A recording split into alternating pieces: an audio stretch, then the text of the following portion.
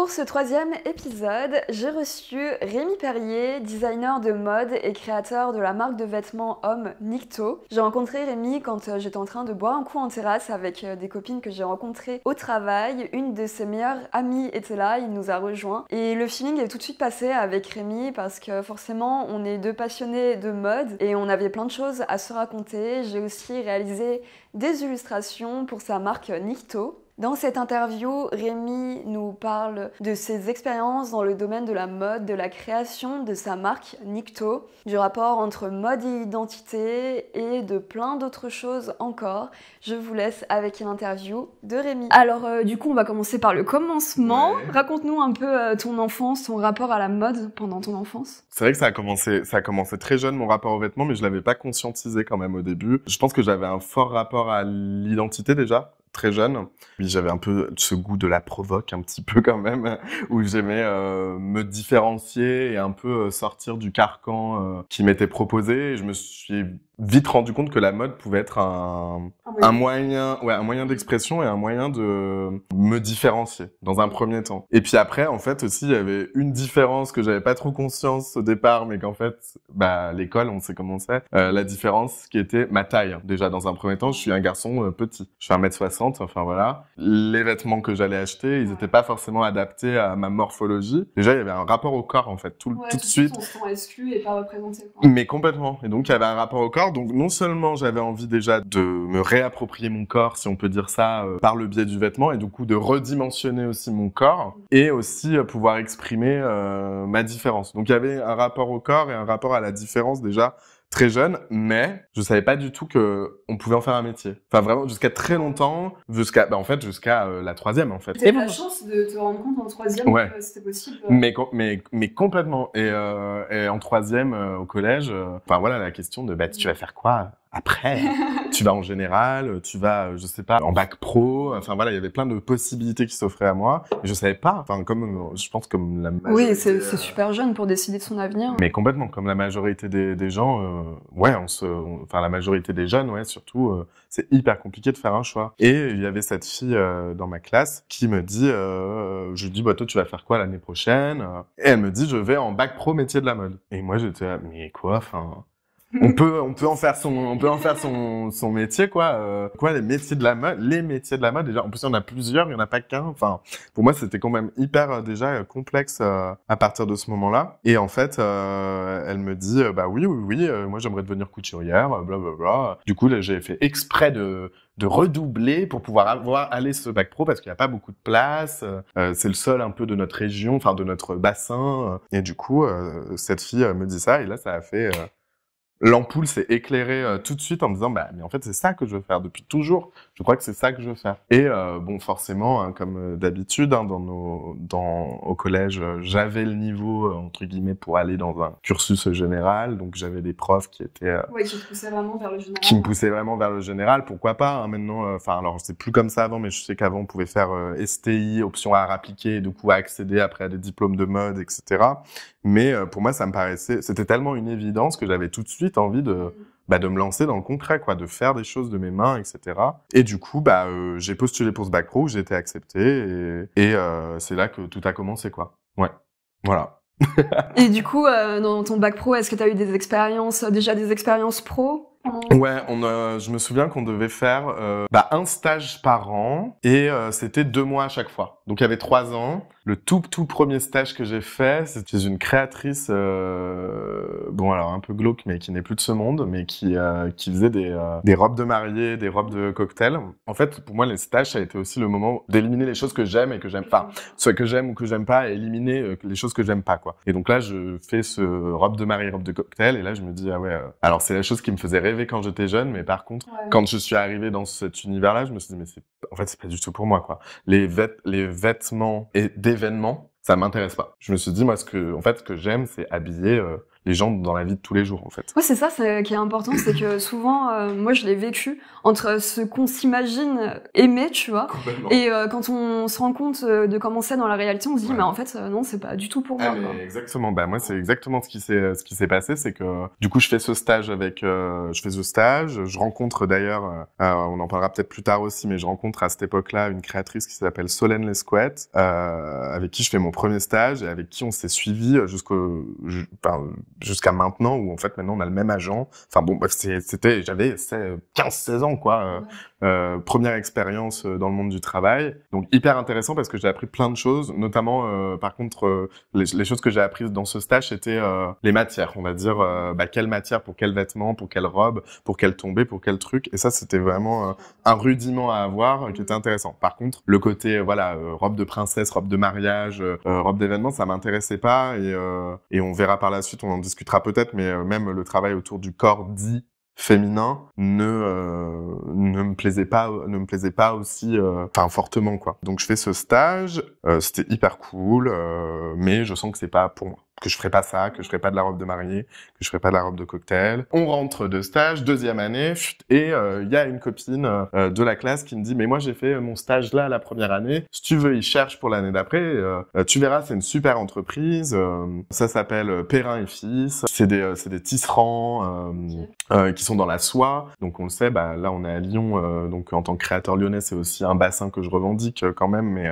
donc il y a une très très grosse histoire autour de la soie, et j'intègre ce stage, et là je tombe sur une maître de stage qui s'appelle Maude Cocard, et elle va un peu me prendre sous son aile, et en fait j'ai fait mes 2 derniers stages dans cette entreprise. Donc celui de la deuxième année, celui de la troisième année, et là c'était pour moi aussi découverte d'un monde incroyable. Alors pourquoi? Parce que du coup, Perrin et Fils, donc ils sont tisserands, ils font des tissus, mais ils ont aussi un labo de développement d'accessoires avec cette fameuse Maude Cocard, du coup qui me prend sous son aile et qui développe des produits, plein de l'accessoirisation, on va dire, et dont des très très très grosses marques que je pense ne pas pouvoir citer parce que bref, ils sont sous confidentialité, mais les grosses marques qu'on peut imaginer, les grosses maisons qu'on peut imaginer. Et donc, du coup, ça me met déjà un pied aussi dans ce qui était mon autre rêve, qui était le luxe. Le luxe, le prêt-à-porter haut de gamme, la haute couture, etc. Et là, du coup, en interne, beaucoup de couturières et des gens dont j'ai l'habitude de côtoyer, c'est-à-dire des femmes couturières qui se prennent pas la tête, des mamans, quoi. Donc, je bosse qu'avec des mamans, donc là, trop bien. Bon, alors, plein de petits gâteaux et tutti quanti, donc j'étais chouchouté, et ça c'était trop bien. Donc du coup ça me mettait aussi dans un cadre hyper cool en fait, pour aussi développer ma passion et développer mon rapport au textile déjà. Donc ça c'était trop bien. Et on a fait des projets avec, je me souviens, avec des du crin de cheval, faire des rosaces. Enfin c'était hyper intéressant. Complètement.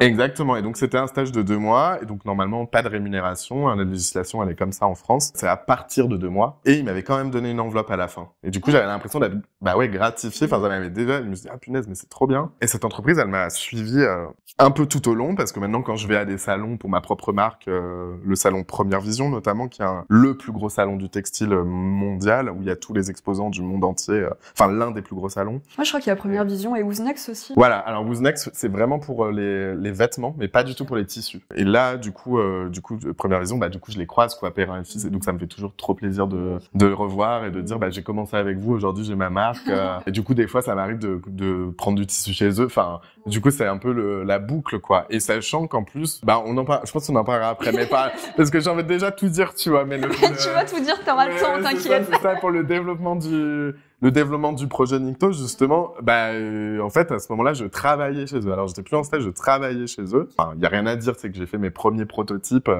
Je demandais à Maude, justement, donc je bossais pour eux, entre guillemets, à la chaîne, pour coudre des choses, pour des projets. Et je demandais à Maude de rester le soir, s'il te plaît, laisse-moi les clés, entre guillemets, pour avancer mon projet Nikto. Et en fait, elle restait le soir avec moi aussi pour me conseiller, me dire mais non, ton patron, tu ferais mieux de faire comme ça, machin. Et puis pour ce produit, attends, je prends les vêtements, je le fais essayer à mon mari. Enfin voilà, il y avait un truc un peu comme ça qui était vraiment. Et en plus, on était en plein Covid à ce moment-là. Enfin au début Covid, c'était bon, et c'était hyper intéressant, quoi. Tout ça pour dire que mes premières expériences pro, elles ont été quand même très riches. J'ai eu beaucoup de chance, et ça m'a permis de voir plein de trucs, notamment aussi un détail qui a son importance. Je crois que c'était le premier stage. chez Perrin, où donc maintenant que je suis très familier avec, mais au départ je connaissais pas, il m'avait amené à une réunion de tendance. Et donc moi je me disais bon bah on va t'amener aux réunions de tendance, tu vas partir avec je sais plus Odile, je crois qu'elle s'appelait, qui était illustratrice de motifs pour le tissage, etc. Ah, c'est le designer textile. Designer textile, et Perrin, c'était aussi la filiale Hermès. Donc tout ce qui va avec, c'est-à-dire les illustrations des carrés de soie, des machins, etc. Bon bref, et tout ça, il y a des tendances en fait. On va dans ce rendez-vous d'un cabinet qui s'appelle Nelly Rodi, qui est un cabinet de tendance, et donc j'apprends ça. Il y a des gens qui créent la tendance. Et donc je m'étais dit, mais pour moi, normalement, c'est les créateurs qui lancent la tendance. Et en fait, non, ils font que la suivre. Alors après, évidemment que des mastodontes ou des génies comme Lagerfeld, Gauthier, tout ça, bon voilà. Évidemment que c'est des trendsetters, comme on dit, mais je me rends compte qu'il y a des métiers où il y a des gens qui vont penser sociologiquement, parfois politiquement, esthétiquement, et philosophiquement aussi, les tendances à venir. Et que du coup, il y a une vraie démarche sociale, en fait, pour créer de la mode. C'est là où, pour moi, il y a un truc qui fait bim aussi dans ma tête, un peu encore l'ampoule qui s'allume. Enfin, il y a un aspect social dans la mode. Et c'est là où, pour moi, ça commence à se mettre en place à partir de ce moment-là, même si j'en ai pas trop conscience. Mais j'ai compris que c'était ça qui m'attirait. C'est vrai qu'on pense souvent pour les personnes qui sont pas familières au monde de la mode que ça a l'air un peu superficiel ou que c'est complètement sur le côté artistique. Ce qui est vrai, il y a un côté artistique, il y a un côté aussi esthétique des fois où c'est pas la première utilité. Mais il y a un côté social, toutes les révolutions, notamment avec, tu parlais de Jean-Paul Gaultier et tout, mais de plein de mouvements de mode se sont créés, ou les mini-jupes de Marie Quint, des trucs comme ça, qui sont créés avec du coup le contexte social en fait. Complètement. Enfin, on en parlera aussi peut-être après, encore une fois, mais je suis aussi enseignant à côté, et dont Histoire de la mode contemporaine, et c'est le prisme par lequel j'aborde mes cours, justement en disant que chaque vêtement, beaucoup de vêtements ont accompagné des révolutions sociales et culturelles aussi, mais notamment la mini-jupe de Marie Quant, effectivement, dans les années 60. Mais on peut parler plus récemment, alors ne grincez pas des dents, mais des gilets jaunes. Enfin, les gilets jaunes, c'est un vêtement, en fait, avant tout. Pourquoi? Alors, pas les révolutions, mais les révolutions aussi, les sans-culottes. On parle de vêtements aussi, la Révolution française. Sans culotte, on parle encore de vêtements. Les contestations, elles passent souvent par le vêtement. Et les bérets rouges, les gilets jaunes, les parapluies noirs, enfin bon, bref, il y a plein de... Tout ça, c'est des vêtements. Donc c'est ça qui... Alors maintenant, j'arrive à le conscientiser et le dire comme ça, mais à cette époque-là, j'en prends pas conscience quand même. Je me dis juste, il y a un côté social, il y a un côté analytique. C'est ça qui m'intéressait, et du coup, je perds le côté superficiel qu'on avait voulu m'attribuer. Ah, mais tu vas dans la mode? Bah oui, forcément, t'es voilà, je sais pas, je dis n'importe quoi, mais t'aimes la télé-réalité, t'es un peu con, donc forcément tu vas en mode quoi. Alors qu'en fait pas du tout, j'allais en mode en fait pour une raison, mais que j'avais pas encore découverte. Et en fait je découvre plus tard que oui, c'est le rapport à l'identité, le rapport à la politique qui m'intéresse en fait, tout simplement quoi. Oui, c'est un moyen de créer c'est un moyen de créer une identité. Voilà. C'est un moyen de créer une identité et un moyen de s'exprimer. Donc c'est normal que ce soit lié au contexte historique, social. Pour toujours continuer dans le parcours chronologique. Qu'est-ce qui s'est passé après? Parcours chronologique, donc je finis mon bac pro, qui se termine très très bien. J'ai eu des années de lycée merveilleuses, avec des gens super, etc. Mais je sens bien aussi qu'il y a quand même dans cette classe des gens qui sont un peu là par hasard quand même. Alors c'est chiant à dire parce que moi c'était pas mon cas, mais aussi des zones de il a pas le niveau pour aller en professionnel, c'est une fille, allez mode, hop. Et donc je sens bien qu'il y a des gens qui sont pas vraiment passionnés et qui sont là par dépit aussi. Donc je me retrouve à la fin de ce bac pro, et en fait sur une classe de 15, je suis le seul à continuer. Tout le monde veut partir ailleurs, etc. Et donc là vient la question de ok, donc j'ai mon bac pro, mais je vais où? En fait j'ai envie de continuer, j'ai envie d'en faire mon métier, j'adore ce que je fais, c'est trop bien, en plus je suis bon, donc pourquoi m'arrêter? Et du coup là vient la question concrète, ok, faut que je continue mes études, privé, public, cette question-là.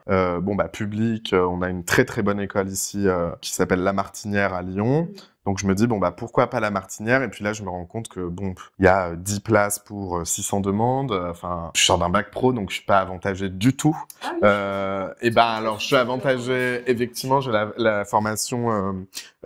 à cette époque-là, j'ai la formation technique totale. Par contre, la formation créative, c'est-à-dire penser une idée, la conceptualiser pour ensuite la réaliser et lui donner vie dans son essence, quoi, et pas forcément dans sa forme, je l'ai pas du tout. Donc je me dis, ça passera pas. Donc tout de suite, j'ai un peu ce truc de ça passera pas le public, n'essaye pas de tenter, donc il va falloir convaincre tes parents d'aller en privé et donc de payer une école. Petit retour en arrière, cette fameuse Maude de Perrin et de mon premier stage aussi, cette personne de robe de mariée qui m'avait dit, bah moi j'ai fait l'école Sup de mode. Donc cette école Sup de mode à Lyon, et donc je me dis, bon bah attends, c'est des gens que j'admire, qui ont fait, qui sont super bons dans ce qu'ils exécutent, donc je pense que c'est une autre école. Alors oui, c'est une autre génération, donc je me dis, bon bah c'est une bonne école qui a une histoire, donc je pense que ça peut être pas mal. Donc je passe l'entretien de cette école, entretien / concours on va dire, et je rentre dans cette école du coup à Sup de mode pour un bachelor styliste modéliste, option infographie, pendant 3 ans. Alors je devance, hein, tu t'as vu, je suis le moulin à parole, donc je vais continuer parce que... Mais du coup, je rentre dans cette école. J'arrive dans une classe avec des gens qui ont vraiment envie d'être là. Donc déjà, premier changement par rapport au bac pro. Des gens qui ont décidé, qui veulent payer, alors pour 80% des cas, hein, qui veulent vraiment être là et payer, et pas parce que papa et maman ont dit, voilà, ont l'argent, bon bah fais ce qui te plaît. Voilà, mais dans 80% des cas, c'est vraiment des gens qui veulent être là, qui apprécient la mode, qui comprennent la mode et qui ont vraiment envie de s'investir dans cet univers-là. Et avec des gens aussi ultra créatifs. Bon, ça va être un peu égo-tripé de dire ça, mais c'est la première fois de ma vie que je me confronte aussi à des gens qui sont forts et qui ont un vrai appétit. Le bac pro pour moi c'était les doigts dans le nez, easy, voilà, c'était vraiment simple des simples. Donc là, me confronter aussi la première fois à ne pas être le meilleur, c'était un peu compliqué.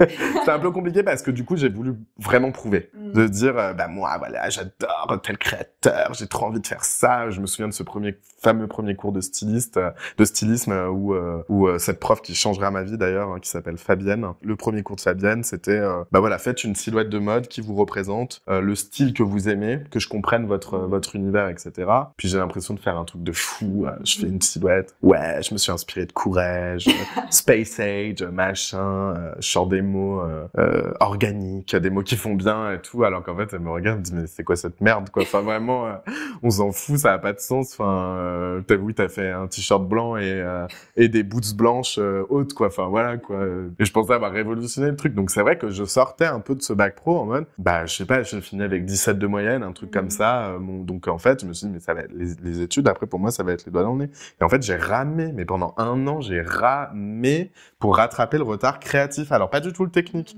tout ce qui était technique c'était mais alors les doigts dans le nez, enfin je veux dire monter une poche, machin, coudre des trucs, c'était vraiment très très facile pour moi, mais le côté créatif, je ne savais rien. Et donc cette prof, Fabienne, qui va me prendre sous son aile, on va dire, et qui va nous faire aussi beaucoup dessiner. Beaucoup dessiner, et moi le dessin mais catastrophique.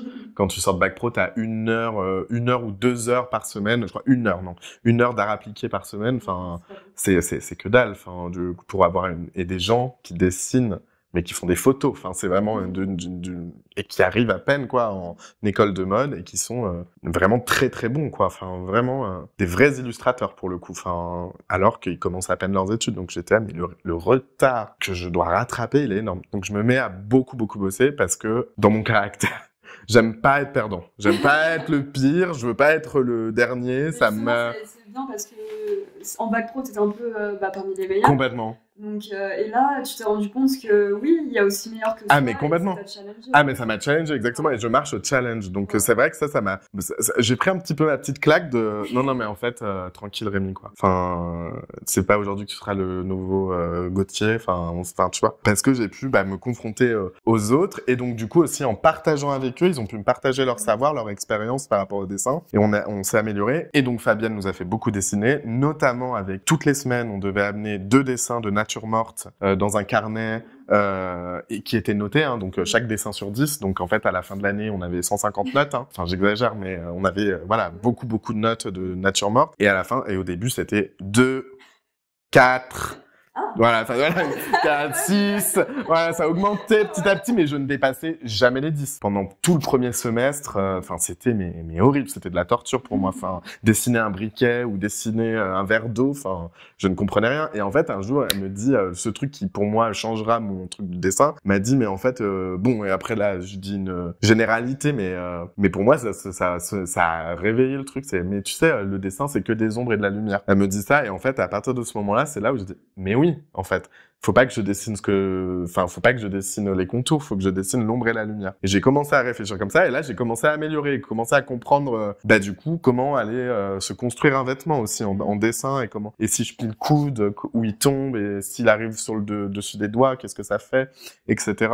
Et après, on arrive à la fin de la prépa, enfin la fin de la première année, et là je recommence à exceller. À vraiment, ça y est, j'ai trouvé mon truc. Les profs aiment mon travail, aiment ce que je fais, mais j'ai toujours pas d'identité. Enfin, je me trouve pas. Enfin, je suis bon, ce qu'on me demande de faire, je le fais, je le réalise, mais en même temps, il y a pas de, je suis un exécutant, quoi. On me demande un truc, mais je suis pas, voilà. Et c'est à partir de la deuxième année où là, je commence à réfléchir en fait, ouais, à l'identité de mon travail, quoi. À l'aspect créatif de mon travail. Et donc, tout ce travail autour de l'identité qui arrive après, qui arrivera avec Nikto, mais qui commence déjà dans l'étude, et notamment le rapport, j'ai envie de dire, à l'initiation, et donc ce qui va avec le rapport à l'initiation, c'est l'éducation et aussi la sexualité. Donc ça va être un grand truc que je vais traiter beaucoup déjà dans mes études, et mais avec l'aide de mes profs aussi, quoi. Voilà ce que je pourrais te dire déjà. Pour les études, oui. Pour les et études. Pareil, du coup, t'as eu des stages aussi? Ouais, là j'ai eu des stages, et là des stages qui ont changé ma vie, hein, clairement. Et c'est notamment, parce que c'est ça que j'ai un peu oublié de dire, c'est notamment ces stages qui me permettent d'exceller après dans les études. Alors exceller, ça paraît prétentieux quand je dis ça, mais c'est la vérité. C'est-à-dire que j'ai eu des très bonnes notes et que mes études se sont très bien passées, etc. Mais parce qu'il y avait beaucoup de gens pour m'entourer aussi. Enfin, c'est pas moi tout seul. Comme ça, je suis juste très bon. Non, c'est parce qu'il y a eu une super équipe pédagogique, des profs de ouf, et aussi parce que les stages que j'ai eus étaient exceptionnels. J'ai eu beaucoup de chance dans ma vie, en tout cas mais parce que j'avais pas peur aussi. Il y avait aussi ça. Tout juste 18 ans, je venais d'avoir 18 ans, et donc premier stage, en première année, il se faisait en décembre, on commençait en octobre, et donc je fais ce premier stage chez une créatrice, alors je crois qu'elle n'a plus sa marque aujourd'hui, mais peut-être que je peux me tromper, qui s'appelle Léa Pecre. J'arrive le premier jour, j'ai Léa Pecre au téléphone. Oui, bien sûr, mais oui, pas de souci, etc. Donc stage à Paris, donc fallait que je trouve un logement, enfin plein de trucs à organiser pour pouvoir faire ce stage. Mais une créatrice qui défile à la Fashion Week, machin. Donc, mais le rêve pour moi à peine 18 ans d'avoir cette expérience parisienne. Elle avait gagné le Festival d'hier. Exactement, elle avait gagné le Festival d'hier. Donc moi, déjà un peu geek de la mode, je me renseigne beaucoup sur ce festival et je me dis, elle a gagné le Festival d'hier, c'est une créatrice qui monte, qui est observée, qui est regardée, donc je veux vraiment aller... Donc pour moi, chance, quoi, d'être pris là-bas, en plus en première année. Et c'était mon tout premier stage à Paris. J'arrive là-bas, et premier jour, j'arrive en même temps qu'elle, en fait. Pote, et puis elle me dit, mais t'es qui? Enfin, voilà, c'était ça. Donc là, je me dis, bienvenue à Paris. T'es qui? Et je lui dis, je suis nouveau stagiaire, quoi. Je suis Rémi, voilà, nouveau stagiaire. Ah non, impossible, hein. Nous, on prend pas de stagiaire aussi jeune. C'est impossible que je t'ai recruté. Enfin, voilà. J'ai dit, si, regardez ma convention, vous l'avez signée, ok. Alors ça me surprend. Bon, allez, viens. Et donc, je me suis dit, super, le premier jour, ça commence bien. Mais t'imagines, elle t'aurait refusé, tu aurais été là-bas.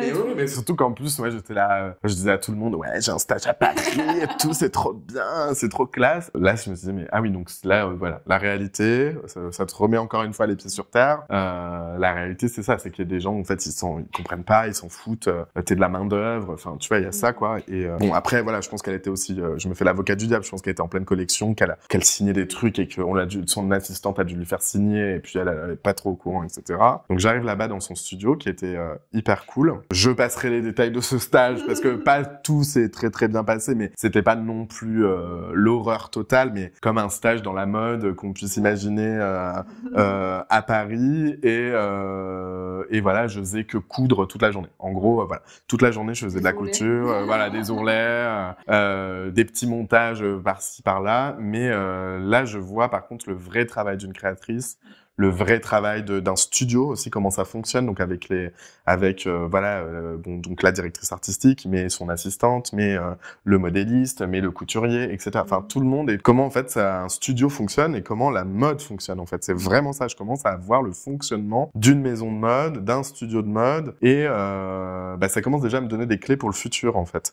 Juste en termes d'observation. Donc j'ai rien appris en faisant, j'ai appris en observant. Et puis vient le dernier jour, je pars un peu comme un malpropre, enfin voilà, salut, hein, ciao, voilà, j'ai fait mon temps, ni au revoir, ni merde, ni rien, juste salut quoi. Donc je finis ce stage et puis après je retourne aux études. Et là je fais un autre stage en fin d'année, par contre en août. Mais là c'est pas très significatif, c'était chez un créateur qui était dans la classe de Léa Pecre d'ailleurs. Qui s'appelle Wilfried Lantoine, et lui qui faisait de la mode unisexe. Et là, je suis vraiment plus aux côtés du directeur artistique pour de vrai. Alors, il y a d'autres stagiaires, d'autres équipes, mais je suis quand même... Il partageait en plus ses ateliers avec les ateliers de l'Opéra de Paris. Et lui, c'était plus intéressant, mais parce qu'il m'a fait confiance. Sur le dessin, sur penser les trucs, il m'a un peu pris sous son aile, et il m'a vraiment fait travailler sur des choses que j'ai pu réaliser, ou dessiner, concevoir, qui ont été vraiment faites après. Donc là, je me disais, waouh, ok, c'est trop bien. Mais pas très significatif quand même en termes de ce que j'apprends. Enfin, on me fait confiance, donc super cool, mais pas très bonne entente avec l'équipe de stagiaires, etc. J'étais un peu le vilain petit canard dans cette expérience. Mais par contre, lui était très sympa et j'ai appris des choses, mais pas non plus de fou quoi. Et après rebelote, un peu la même histoire que le bac pro. Je fais les 2 dernières années, je fais mon stage au même endroit. Comme en bac pro, j'avais fait chez Perrin les 2 ans, et là je fais dans une marque qui s'appelle Vanda Nylon. Et donc je fais 6 mois là-bas et encore 6 mois, je crois. Et donc je rencontre cette directrice artistique, on va dire originale, qui est Johanna Sénic, qui dirige cette marque qui s'appelle Vanda Nylon. Plus grosse marque que Léa Pecre, plus grosse marque que Wilfried Lantoine, des enjeux beaucoup plus importants, concurrente directe de Jacquemus à l'époque, un peu la bataille entre les 2 créateurs en souterrain, mais voilà. Et donc là, je sens que je rentre dans un mastodonte qui me dépasse un peu, mais auquel j'ai envie de contribuer. Et donc j'obtiens cet entretien avec Johanna, qui passe par son assistante d'époque qui s'appelle Dylan Fluzin, qui est maintenant qui a été mon mentor, j'ai envie de dire, et l'un de mes mentors et qui est un de mes meilleurs amis aujourd'hui, et qui, en fait, c'est lui qui m'a recruté, c'est ça que j'ai appris après, c'est lui qui a vu mon CV et qui a proposé à Johanna, et Johanna m'a pris en stage. Et donc, je rencontre Johanna, j'arrive à Paris, et puis, provinciale que je suis, comme on dit, et donc, je vais à cet entretien, et puis là, je sais pas, j'arrive devant ce truc et je me dis, il y a un code pour entrer, quoi. Donc, j'appelle en disant, mais c'est quoi le code pour entrer? Et c'est Johanna qui me répond. Et j'avais jamais eu affaire à elle. Exactement, elle me dit, mais t'es con, quoi. Enfin, il y a juste un bouton, t'appuies sur le bouton, tu rentres, quoi. Enfin, et je l'entends en raccrochant, dire, putain, ça commence bien. Et elle raccroche comme ça. Et donc, je me dis la même chose qu'elle. Je me dis, putain, ça commence bien. Je me dis pareil. Et donc, j'arrive avec elle à cet entretien. Et là, c'est une rencontre, enfin vraiment personnage haut en couleur, mais en même temps habillé un peu à l'arrache, ça fume des clopes, je sais pas, il y a un verre de vin sur le côté, enfin voilà, c'est très familial quoi. Je sens qu'il y a un truc très à la cool et tout, et en même temps très parisien en même temps, donc voilà, mais du bagou, ouais, c'est ça que je vais retenir d'elle et que je retiendrai par la suite, c'est du bagou, du culot, du bagou. Et puis je commence à lui parler de mes trucs, oui voilà, donc j'ai travaillé sur le genre, sur l'homosexualité, sur plein de trucs, dont notamment cet artiste et tout, puis je sais pas, elle bug, je lui parle d'un artiste qui s'appelle Mikey Blanco, qui est une personne oui, non-binaire en tout cas, qui joue avec le genre et qui est un rappeur, rappeuse noire, homosexuelle, atteinte du VIH, etc. Et une pratique artistique qui est démentielle et qui est incroyable et qui pour l'époque est très surprenante. On est bien avant les Lil Nas X etc. Voilà, on est bien avant ça. Et du coup, elle flash là-dessus, elle dit putain, mais c'est incroyable ce truc et tout, mais fais-moi écouter, montre-moi le clip. Et en fait, on commence à parler comme des potes, voilà. Et puis elle me dit bon, du coup, tu commences quand? Donne-moi ta convention. Elle signe, allez, on se revoit dans un mois, je sais pas quoi. Et c'est comme ça que tout commence avec Johanna. Et comme quoi aussi, les rencontres professionnelles, c'est aussi une histoire de feeling, quoi. Ah mais complètement, enfin complètement. Et en fait, ça, c'est ce qui s'est beaucoup passé dans mes entretiens. Tous les entretiens, je les ai eus et je me disais, mais putain, j'ai trop de chance à chaque fois, j'ai trop de chance. Et après, j'ai arrêté de me dire que c'était de la chance à un moment. Je me suis dit, en fait, j'ai une personnalité qui passe aussi.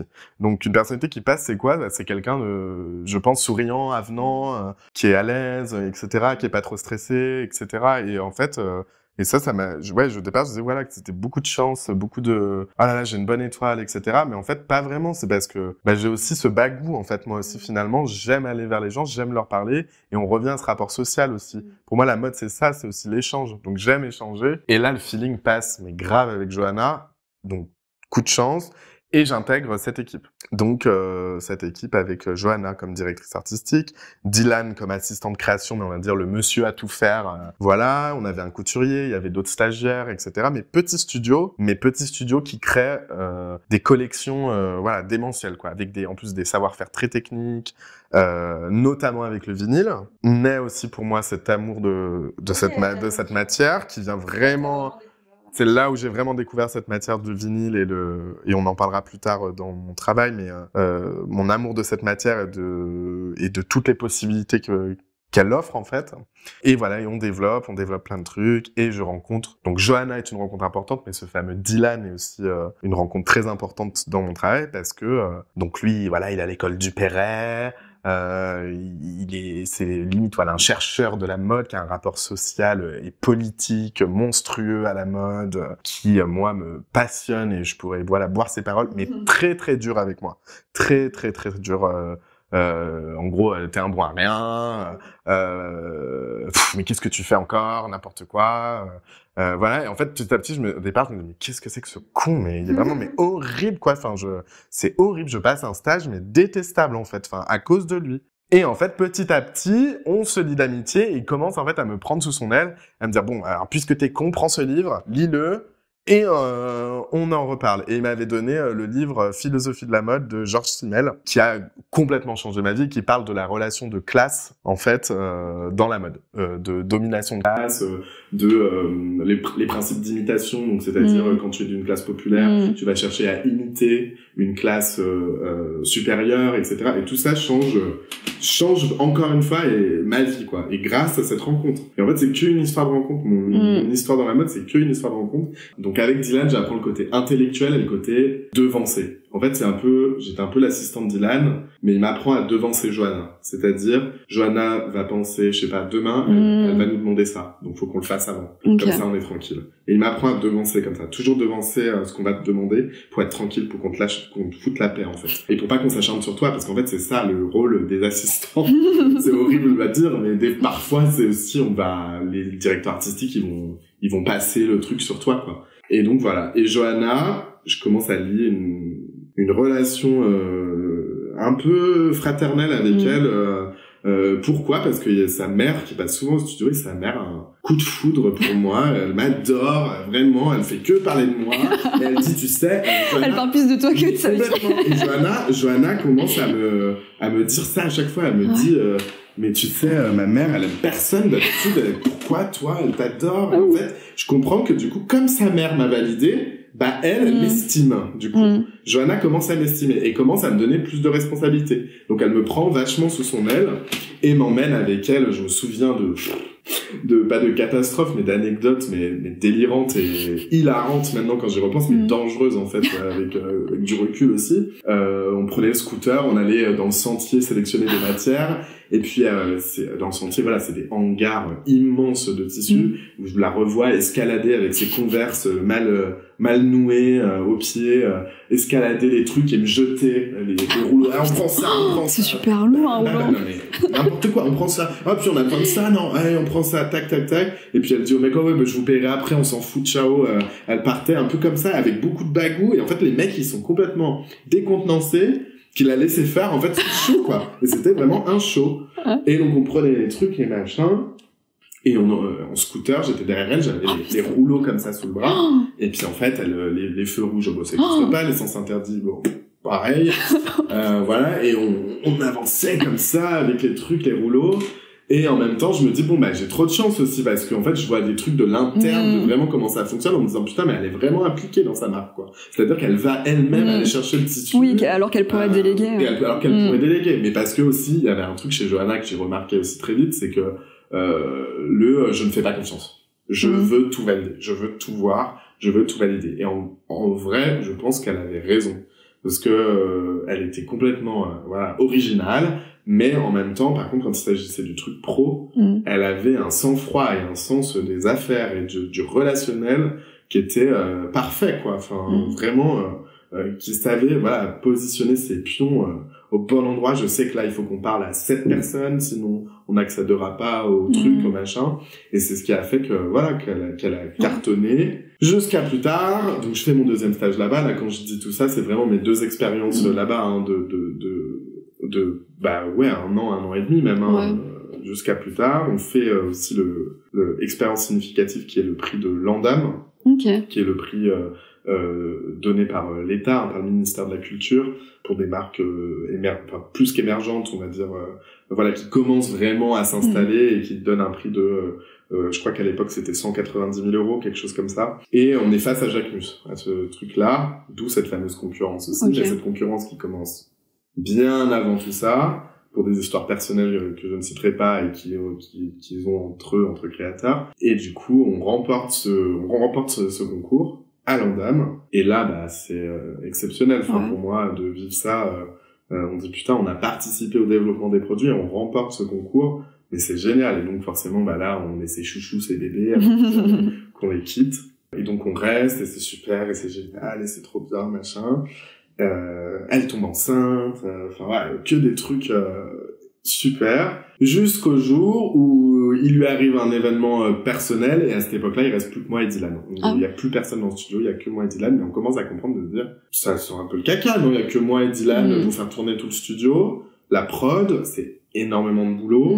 Il reste que Johanna qui est à moitié là, qui vient pas trop. Il lui arrive un événement pareil personnel qui fait qu'en fait la boîte va s'éteindre en fait tout simplement et que voilà quoi. Bon, après moi je ne connais pas les détails exactement, mais cette boîte s'éteint avec nous aussi quoi.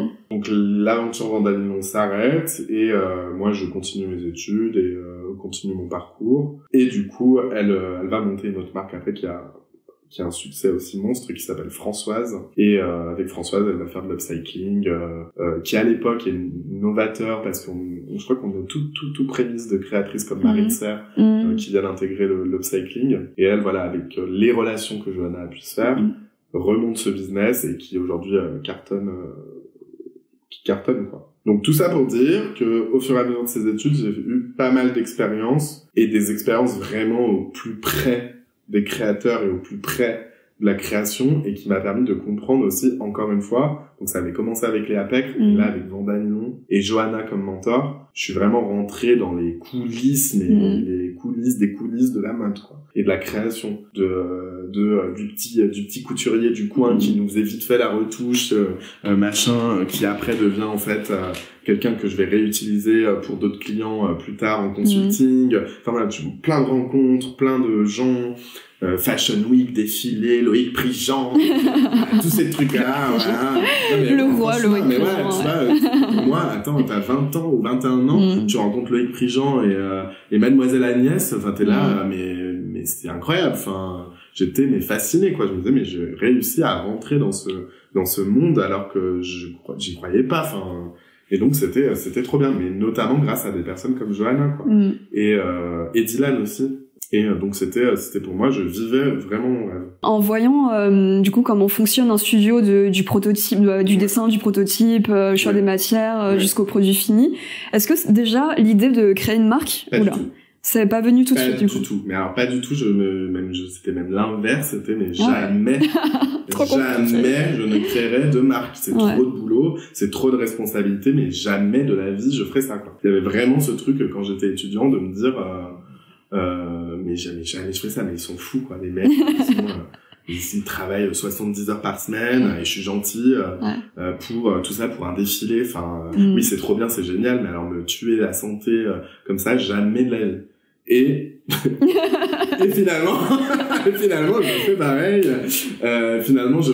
Mais ouais, et donc du coup, ça me donne un avantage pour ces études. Donc mes études se passent super bien après parce que j'ai l'impression de pas d'avoir tout compris, parce que évidemment j'apprends même encore aujourd'hui, mais en tout cas d'avoir compris comment ça fonctionne. Et donc du coup, l'attente qu'ont les professeurs, tu l'anticipais du coup d'un marché, si j'ose dire, en tout cas d'un secteur. Ouais, c'est là où je prends mes plaisirs dans mes études, mais grave. Enfin, je me dis je me suis pas trompé, quoi. C'est vraiment ça que je veux faire. Je veux faire de la mode, du petit métier au grand métier. Passer par tous les aspects, quoi. Est-ce que t'as travaillé tout de suite après avoir fini tes études? Non, alors oui et non. Arrive une réalité, on va dire. Arrive une réalité, tu sors des études, t'as ton diplôme en poche, t'as fait plein d'expériences super cool, t'as un bon CV, quoi, un CV qui tient la route, quoi. Mais la réalité, c'est que, trouver un job dans la mode, en tout cas, pour moi, ça a été compliqué. Ça a été compliqué, j'arrivais pas à trouver.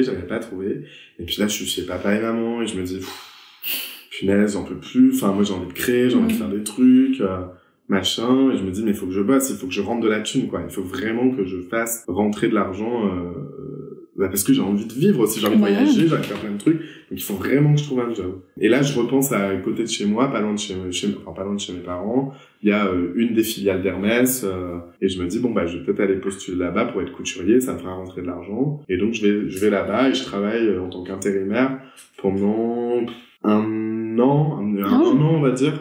Et donc j'accumule de l'argent et je suis trop content parce que je sais papa et maman, donc je peux avoir des trucs de côté, c'est trop bien, etc. Sauf que je suis couturier et que alors que j'aime la couture, mais je n'ai pas envie de faire que ça de ma vie, je n'ai pas envie que d'être couturier ou couturier, tout simplement. T'as plus l'aspect créatif. J'ai pas du tout l'aspect créatif, et c'est vraiment du travail à la chaîne.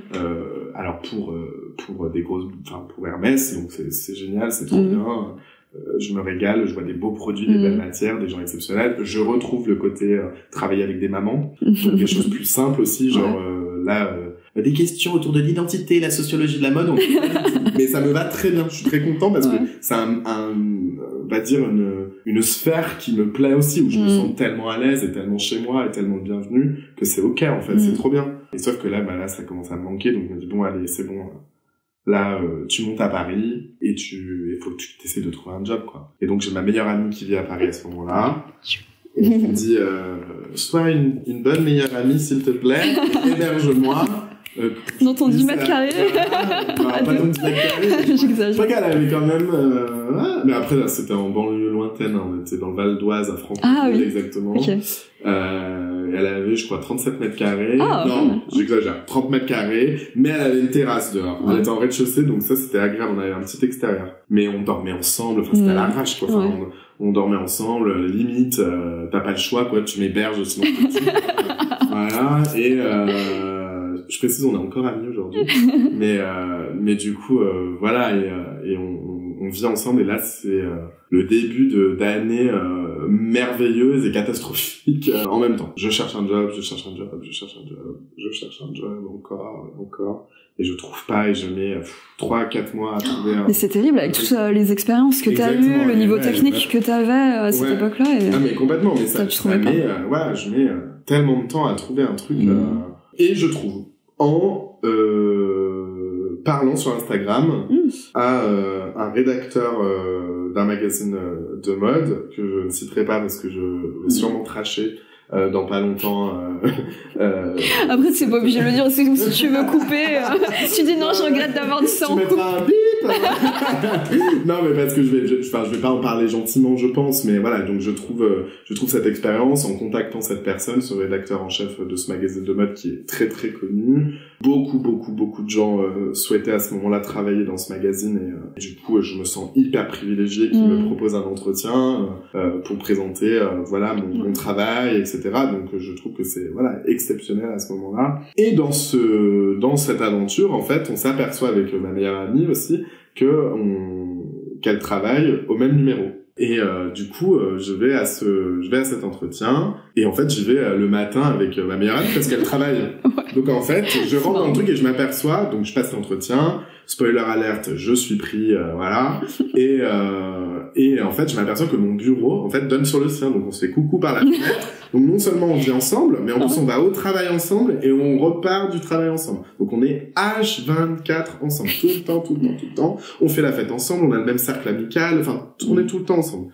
Donc, vraiment, ça crée une relation aujourd'hui, enfin, encore aujourd'hui, exceptionnelle. On a vraiment une relation incroyable, mais qui est liée à ça.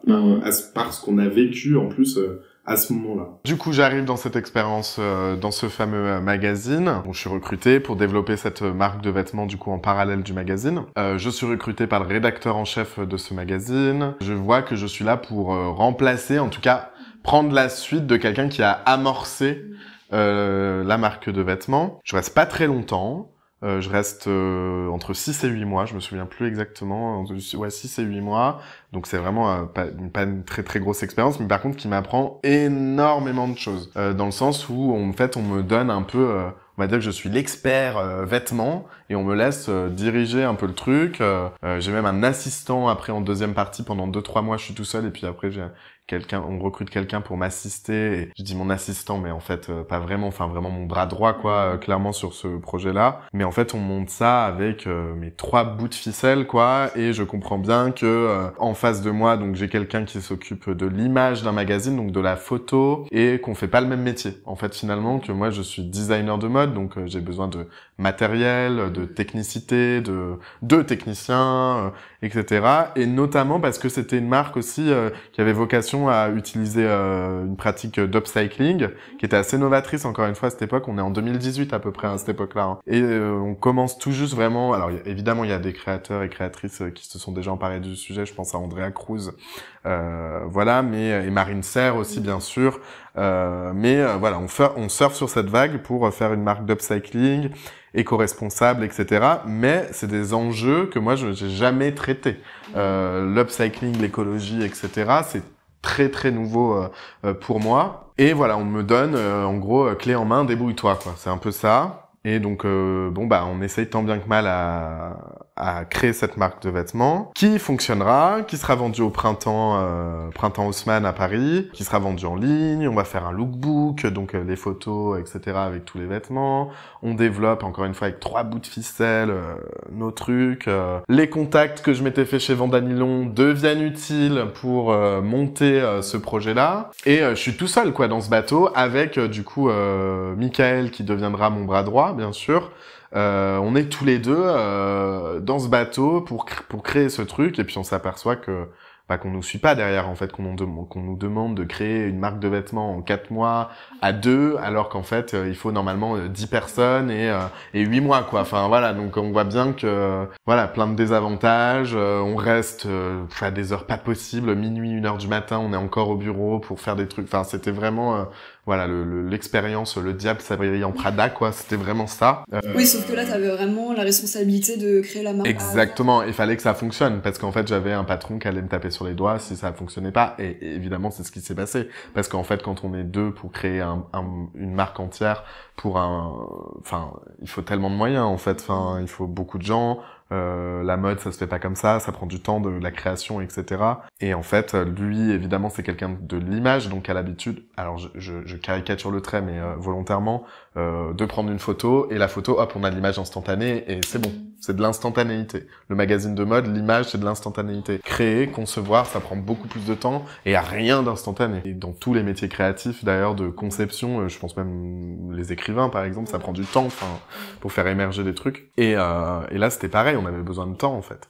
Sauf qu'on n'en avait pas. Et on n'avait pas de moyens, on cousait les trucs dans la cuisine, enfin dans le réfectoire, enfin c'était mais n'importe quoi, enfin vraiment ni fait ni à faire. Mais par contre du coup ça m'a appris beaucoup de débrouille, le relationnel, améliorer mon anglais aussi parce que mon anglais était encore un peu bizarre, enfin pas très bon on va dire à cette époque-là, mais après ça m'a permis d'être complètement bilingue et de gérer voilà des gros budgets, des machins, des trucs, faire une belle line sheet. Une line sheet c'est on va dire un document qui comprend tous les vêtements avec toutes ses caractéristiques pour donner aux acheteurs et que les acheteurs puissent faire leurs achats justement. Encore une fois, ça alimente ce côté observation que j'avais vu chez Vandanilon, mais là, je suis dans l'action du coup. Donc l'action de cette sphère qu'est la mode et qu'est la marque de vêtements. Bon, je vais pas rentrer dans les détails, mais l'expérience se termine de manière catastrophique chez ce magazine. Petit burn-out après, hein, quand même, parce que c'est la désillusion de la mode, de me dire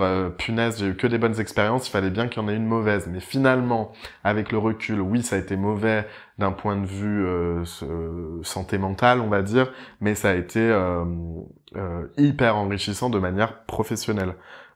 Et ce qui m'a donné ensuite l'envie du coup de créer ma marque de vêtements, parce que je me suis dit que finalement j'avais tout vu, je l'avais fait pour les autres, pourquoi je le ferais pas pour moi? Alors qu'avant, comme je l'ai dit avant, mais jamais j'aurais voulu faire ça quoi. Et en fait d'avoir eu cette expérience le diable s'habille en Prada, je me suis dit mais moi je veux plus vivre ça quoi, je ne veux plus vivre ça. Donc la seule manière pour ne plus vivre ça, c'est peut-être de créer son business en fait. Enfin, et du coup vient l'idée de aussi rentrer à Lyon, revenir à Lyon. Et l'idée qui s'accompagne de revenir à Lyon, alors oui, c'est revenir à Lyon parce que du coup c'est retour chez papa et maman, c'est pointer au chômage, enfin c'est tout ce qui va avec, qui s'accompagne. Et donc enfin il y avait tout ça, mais je me suis dit c'est aussi peut-être une opportunité pour moi de penser aussi la mode de façon décentralisée et de me dire que alors il se passe plein de choses à Paris et voilà, Paris première capitale de la mode, mais peut-être que on a aussi il y a des choses à exploiter sur mon territoire, le territoire où j'ai évolué, qui est Lyon quoi, oui, le bassin lyonnais. Et donc je rentre avec l'idée de pourquoi pas peut-être créer ma marque de vêtements, mais très affaibli par cette expérience. Et pareil, là revient le truc de il faut que je fasse de l'argent, parce que si tu veux créer ton business, il faut que tu aies un pécule à mettre financier pour créer ton business. 6 mois après, le Covid arrive, enfin peut-être pas 6 mois après, je dis n'importe quoi. 1 an après, parce qu'en fait pendant cette année-là, l'année avant le Covid, je décide de travailler et de revenir dans cette entreprise près de chez moi pour coudre et accumuler de l'argent. Là en plus je suis mieux payé, enfin voilà, donc ça me permet de mettre vraiment pas mal d'argent de côté. En 1 an, j'arrive à mettre 10 000 ou 11 000 euros de côté qui vont me permettre après, par la suite, de créer ma marque. Et là, pareil, donc je commence à me dire, punaise, là, mais Rémi, tu t'enfermes dans ce truc de couturier, c'est pas ce que tu veux être créateur de mode et il faut vraiment que tu te sortes les doigts, quoi. Enfin, vraiment, il y avait ça, vraiment cette idée-là, faut que tu te sortes les doigts, faut que tu fasses un truc.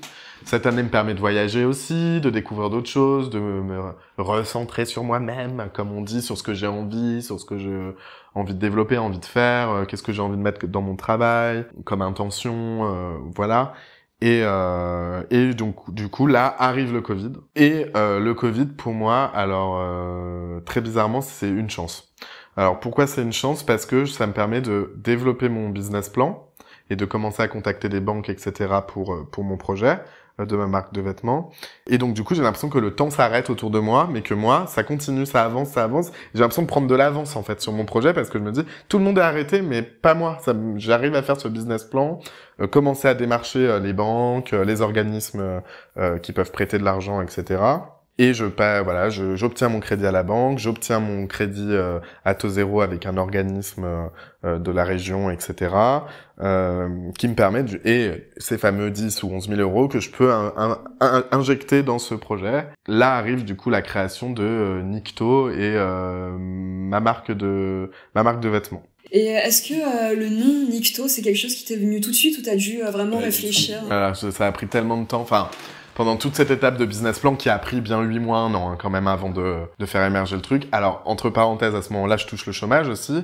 Donc, j'ai accumulé de l'argent en travaillant, mais du coup, faut le dire, hein, j'ai accumulé de l'argent avec le chômage aussi. Oui, mais ça aide beaucoup d'entreprises à se lancer. Exactement. Et c'était le deal, en fait. C'est qu'en fait, oui, on te donne ton chômage, mais tu crées ta société. Donc voilà, il y avait ce deal-là, clairement, qui était mis en place, et ça m'a permis, voilà, d'être à l'aise, ce côté financier, pour créer mon projet. Et effectivement, le nom Nikto, ça a mis beaucoup de temps. Donc tout le long du business plan, je réfléchissais à des trucs, je me disais, moi, je sais pas, il y a le côté justement de décentralisation, donc je suis à Lyon, il faut que je trouve un truc.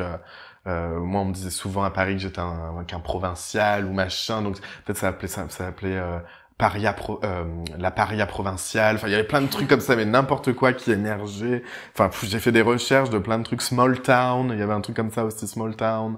Est-ce qu'il faut que ce soit anglais, pas anglais? Enfin, plein de trucs. Ça m'a pris beaucoup de temps. Et du coup, je me suis dit, le nom, tu le mets d'un côté, tu commences à créer ta première collection, enfin, à imaginer ta première collection, et le nom, il viendra après, quoi, il viendra naturellement. Et donc, je commence à créer ma première collection, et le vinyle intervient très rapidement. La matière vinyle m'intéresse, et notamment le vinyle noir, brillant, luisant, arrive très rapidement, et en fait, ça vient où je me dis, quoi ça te fait penser? À la nuit, à la nuit, au sexe, faut le dire aussi, c'est une matière qui est sexualisée, qui a une connotation sexuelle en tout cas. Donc plaisir d'un côté et nuit. Enfin, il y avait ce truc-là, quoi, le monde de la nuit et le plaisir sexuel. Il y avait ces deux univers-là qui rentrent en collision, on va dire. Et là, je tombe sur ce mot qui est nyctophilie, qui veut dire, la définition, c'est le plaisir relié à la nuit. Un truc comme ça. Plaisir sexuel relié à la nuit. C'était un truc comme ça. Et je me dis, putain, mais c'est ça, en fait.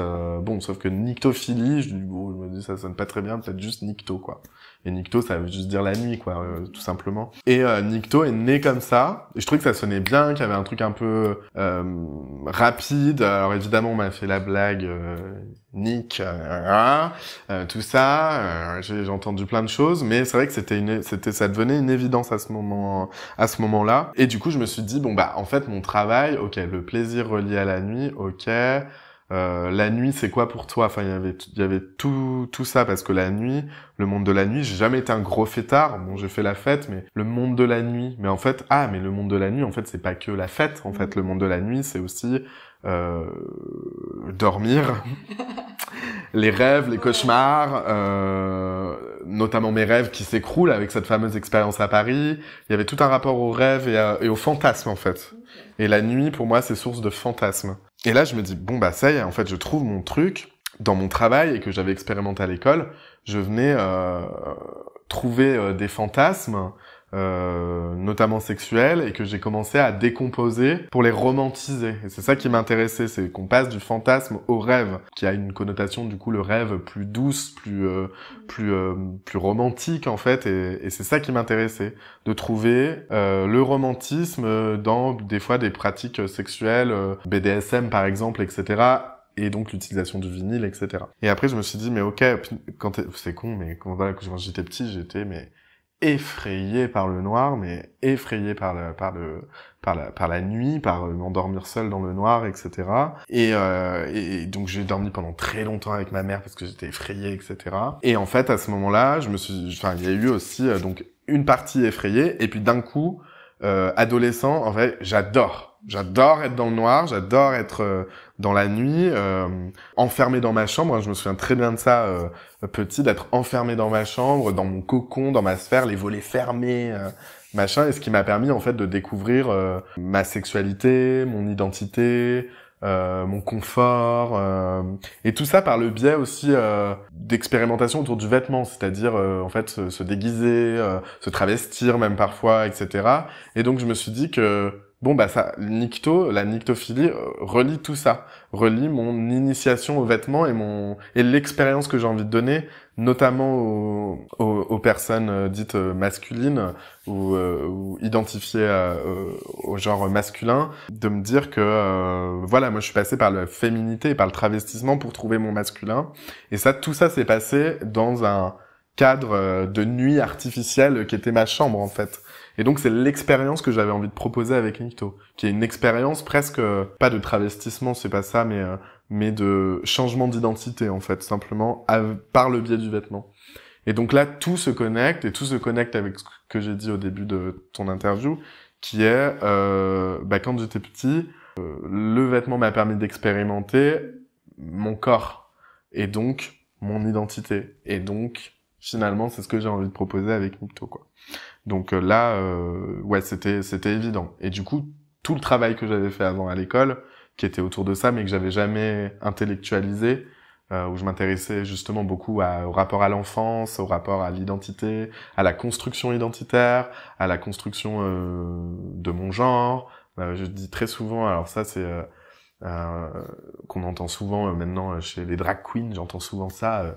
J'ai découvert ma féminité avant ma masculinité. C'était exactement ça pour moi. J'avais découvert, on m'avait assigné cette image féminine aussi et efféminée, etc., qui m'a permis de m'épanouir dans cette expérimentation de la féminité, mais qui m'a permis de découvrir ma masculinité ensuite.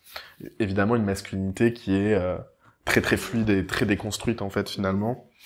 Et donc, je me dis que ma marque de vêtements, si elle peut aider à déconstruire quelque chose ou à reconstruire quelque chose, et ben c'est là où ça devient intéressant et c'est là où je gagne, quoi. Et on avait parlé, je me souviens, un coup où tu disais vraiment que toi, c'est une marque de prêt-à-porter haut de gamme, ouais. Mais que tu avais vraiment la volonté que ce soit des choses qui soient portables, qui accompagnent les personnes dans leur vie, quoi. Clairement. Alors, c'est vrai qu'au tout départ, quand j'ai créé ma première collection, j'avais cette espèce de truc en tête, première collection, première collection, il faut que ça soit vendable, vendeur, etc. Donc, propose ce truc un peu, queer, machin, mais essaye de le calmer pour que ça soit achetable un peu partout par tout le monde, etc. Que tout le monde s'y retrouve, etc. Donc, effectivement, j'avais vraiment cette volonté-là d'habiller tout le monde, entre guillemets. Et je me suis vite aperçu que c'était un piège. Parce que finalement, en faisant ça, en calmant ma créativité, en fait, ça devient pas passe-partout, mais pas loin, en fait. Ouais, ça te bridait trop, peut-être, soit. Complètement, ça me bridait complètement dans ma création, et donc, du coup, je fais cette première collection, qui fait popper des choses, c'est-à-dire, des opportunités, en fait, tout simplement, des ventes de boutiques, des machins, etc. Vendre dans des boutiques, vendre en ligne et tout. Mais ça n'a pas le succès que je souhaite. Après, je me dis, bon, c'est ta première collection, c'est normal, il faut te faire connaître, il y a tout le pan de la communication. Et j'arrive avec cette collection, je travaillais autour de l'espionnage, parce que du coup l'espionnage, première inspiration qui était Scooby-Doo, alors vous allez me dire oui, mais pourquoi, d'où ça sort et tout, il y avait le rapport à l'enfance, c'est mon cartoon préféré quand j'étais petit, et c'était le rapport à l'identité, le côté on démasque quelque chose, on enlève quelque chose, finalement on pense que c'est quelqu'un, mais en fait quand on enlève le masque c'est quelqu'un d'autre. Il y avait tout ce rapport à l'identité là, et cette collection elle parle de ça, de l'espionnage, de la première collection qui s'appelait Spytasy d'ailleurs, le côté espionnage et fantasy, fantasme, le fantasme de l'espionnage, de prendre l'identité de quelqu'un, de se camoufler, mais en même temps pour mieux se révéler, il y avait toute cette question-là. Et quand je fais cette première collection, je vois que mon identité elle est complète, le propos il est bon, tout est bien, etc. La production se passe super bien, je fais produire en France avec des matières européennes, donc des vêtements qui sont très qualitatifs, donc je suis très fier de ça, de me dire j'arrive à sortir avec mes petites piécettes, à réussir à sortir de quelque chose dont je suis fier et qui est qualitatif vraiment. Mais la sauce prend pas, faut dire ce qui est, c'est parce qu'en fait il y avait tout un pan que j'avais oublié qui était la com en fait. Et moi la com, je suis pas communicant, je suis designer de mode, je fais des fringues, je conçois, je pense, mais pour le vendre. Oui, c'est un autre métier. C'est un autre métier, clairement, et c'est pas le mien. À partir de ce moment-là, j'ai l'impression que je tourne en rond, que ça avance pas, que ça prend pas. Alors que c'est trop bien, tout le monde me dit que c'est bien, tout le monde me dit que, mes potes me disent, mais ils sont trop bien tes vêtements, faut que ça prenne. Et une copine me dit, ce serait bien que t'aies un agent, en fait. Et là, je fais, putain, mais oui, il faut qu'il y ait quelqu'un qui parle de mes fringues, que ce soit son métier, en fait, qui représente ma marque, mes vêtements, mon ADN. Vient cette aventure-là de trouver un agent. Une agence de relations presse, en fait, tout simplement. Donc pas une agence commerciale, pas quelqu'un qui me permet de vendre, mais quelqu'un qui me permet de me visibiliser. Je me dis, mais alors attends, repense dans tes contacts, quel agent tu as croisé dans ta carrière de machin et tout. Et en fait, je me dis, mais punaise, dans ma petite bourgade où j'ai grandi, le seul garçon homosexuel dont je me souviens, il a aussi fini dans la mode et il est agent en plus. Mais il faut absolument que je le contacte. Ça serait la boucle est bouclée, quoi. Et donc, je contacte Alexis en lui disant, coucou, alors on n'a jamais vraiment discuté, on s'est toujours croisés comme ça, mais je sais qu'on vient du même coin, je sais que t'es agent, moi je suis créateur, j'adorerais que tu me représentes, est-ce que ça te dit? Et il me dit, ouais, grave et tout. Et puis, j'ai plus de réponse pendant 3 semaines. Et je me dis, mais attends, enfin, il me dit oui, puis là, j'ai plus de réponse et tout. Puis, il me renvoie un message 3 semaines après, parce que je le relance. Il me dit, écoute, dans l'agence où je suis, ça se passe très mal. Je vais quitter cette agence pour partir vers de nouvelles aventures. Du coup, je pourrais malheureusement pas te représenter. Par contre, je connais quelqu'un qui s'appelle Jean-Loup, qui a cette agence, qui monte cette agence, qui est un très bon ami à moi. Il faut que tu le rencontres. Je pense que ça pourrait passer avec lui. Voilà. Et donc, Alexis m'organise un date avec Jean-Loup. Et je me mets en relation avec Jean-Loup et Jean-Loup, je le rencontre à Paris. Ouais, vraiment comme un date, parce que c'est ça, quoi. Quand tu rencontres ton agent, faut vraiment que mon travail lui parle et que lui, sa façon de me défendre me parle aussi. Donc, quand je dis défendre, c'est défendre mon travail. Donc, je rencontre Jean-Loup et il décide de me représenter. Il vient tout juste de monter son agence, elle a vraiment, même pas 1 mois, quoi. Et il me dit, il me propose de me représenter. Et je dis, bah oui, bien sûr, on se fait confiance. Et je vois qu'il comprend tout le cheminement de mon travail, tout le truc. Et donc son agence s'appelle Faction. Et en plus, son agence est spécialisée dans la relation européenne et Asie. Et je me dis, bah moi, je sais que mon travail, il a un potentiel en Asie parce que mon travail s'inspire aussi de la mode coréenne, etc. Donc je me suis dit, ah mais punaise, c'est parfait, quoi. Il y a vraiment peut-être un truc à faire et tout. Au niveau des coupes aussi, toi, ouais. Enfin moi j'adore comment tes vêtements sont coupés, la coupe est nickel et tout, et je pense que ça parle beaucoup au marché asiatique. Ouais, complètement. Et il y avait un truc, il me disait, bah oui, ton travail, je pense qu'il peut parler au marché asiatique, faut qu'on joue cette carte, etc. Donc il y avait vraiment un truc que je me disais, ouais, punaise, en fait, il peut vraiment m'aider, quoi.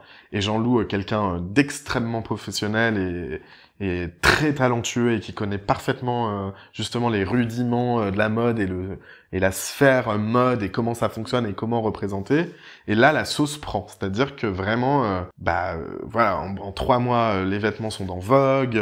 Enfin, c'est vraiment, moi, j'hallucine parce que en fait, je me dis, mais ouais, un petit créateur de Lyon. Mes vêtements apparaissent dans Vogue et puis dans plein d'autres magazines, et puis on prête les vêtements pour Christian Louboutin pour une campagne, et puis il se passe plein de trucs comme ça, et puis tes vêtements vont être portés sur telle star et sur machine et pour tel concert et tout, et je suis là waouh, enfin tout va vite, tout prend, et du coup Nikto finalement, et ça me fait chier de dire ça, mais en même temps c'est la réalité, c'est que Nikto, la sauce prend en premier à Paris en fait. Et moi qui étais dans ce truc de décentralisation, là, je me dis, bah voilà, finalement, en fait, c'est une étape obligatoire, quoi. On est obligé de faire monter la sauce là-bas pour ensuite pouvoir la ramener ailleurs, en fait, tout simplement. Et donc, voilà, plein d'opportunités, plein de trucs. Et Jean-Loup me pousse. Il me dit, bon, il faut qu'on fasse une vidéo. Et puis, il faut qu'on fasse un défilé. Et puis, voilà. Et il me pousse. Donc, il me pousse, c'est très bien, on fait plein de trucs, sauf qu'il me fait dépenser tout mon pognon, Jean-Loup. Donc, voilà. Donc, je dépense plein de trucs. Et notamment pour cette campagne vidéo de Spytesy, donc de ma première collection. Et c'est super. Donc j'ai commencé à découvrir du coup ce fameux métier d'image que je détestais avant. Je commence à me dire, ah oui, mais en fait, il y a une autre façon aussi d'aimer l'image et de rentrer dans le milieu du magazine. Et en fait, tu rencontres des stylistes super sympas, des gens super sympas, qui est aussi une nouvelle génération, faut dire ce qu'il y a, c'est-à-dire des gens qui ont quasiment mon âge, on est de la même génération. Donc les questions sur les questions queer, sur les questions de représentation, d'inclusivité, etc., ça coule dans nos veines, j'ai envie de dire pratiquement, en tout cas pour la majorité. Et du coup, ça devient très intéressant à partir de ce moment-là, encore une fois, en termes d'observation, en termes d'apprentissage, parce que j'étais encore dans une phase d'apprentissage, forcément, quoi. Après, je sais pas si tu voudras aussi peut-être citer les magazines, ou sinon on pourra mettre en description.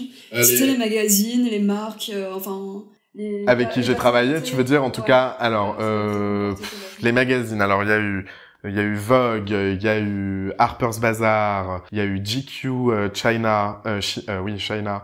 Qu'est-ce qu'il y a eu d'autre? Après, il y a eu des magazines un peu plus souterrains, on va dire, comme Purple, Foudre Magazine. Il y a eu, alors en star, entre guillemets, il y a eu Nabila. Alors ça m'avait fait crever de rire. Mon agent m'avait dit, est-ce que tu veux que Nabila porte tes fringues? Bon, je sais pas, elle a une image très télé-réalité et tout. Je disais, mais moi j'adore. C'est justement là où je me dis que c'est trop drôle. Enfin, ça me fait hurler de rire et donc j'avais bien sûr accepté. Qu'est-ce qu'il y a eu d'autre? J'essaie de réfléchir parce qu'il y a eu tellement de choses en peu de temps. Mais voilà, des gros magazines en tout cas, et un acteur d'Emily in Paris aussi. Enfin, ça a vraiment pris. Ouais, ça a vraiment pris en fait. Et en fait, ce qui plaisait, c'était les vinyles. C'était tout ce qui sortait, c'était les vinyles. Tout le temps, les vinyles. On vous demandait les vinyles Nikto. C'était des pièces parmi tes pièces préférées. C'est ça, ouais, vraiment. Et notamment du coup en Chine aussi, c'est-à-dire que du coup mes fringues passaient du coup dans un autre continent et sortaient du coup sur le marché asiatique, enfin sur les magazines asiatiques. Alors j'ai oublié son nom, mais une très très grande actrice là-bas qui a fait justement pas la couverture de GQ, mais une double page avec le vinyle qui a... Alors évidemment on est en Chine, donc il n'y a pas les réseaux sociaux, on rappelle que voilà la Chine très fermée à ces questions-là, et d'ailleurs il fallait communiquer aussi sur les questions queer d'une façon différente pour pouvoir pénétrer ce marché. Et cette actrice va porter ce truc et ça fait... alors j'ai oublié le nom du réseau social qu'il y a là-bas, mais ils ont c'est WeChat, mais c'est un autre nom, et ils ont donc ça fait le buzz là-bas, sauf que moi j'ai pas le retour, mais ça fait je sais plus 135 millions de vues, c'est énorme. Cette photo elle tourne de partout parce que c'est vraiment la Angelina Jolie de Chine quoi. Et sauf qu'en fait comme ils n'ont pas accès à Instagram ou TikTok ou voilà tout ça, moi j'en ai pas le retour sur mon compte Instagram, mais du coup j'étais quand même fier, c'était quand même une fierté. Mais voilà. Ouais, ensuite on peut parler, je sais pas si c'est arrivé à ce moment-là, mais on peut parler justement de ton film. Ouais, et ben ouais, ça ouais, effectivement. Alors donc je commence à dire à Jean-Loup, punaise, je sais pas trop quoi faire pour cette com et tout. Il me dit mais t'aimes faire quoi? Je lui dis bah moi ce que j'aime en fait finalement je fais des vêtements, à la fin ce que j'aime voir c'est les voir en action en vidéo. Il me dit bah fais une vidéo, on produit une vidéo, et j'étais ouais grave en fait.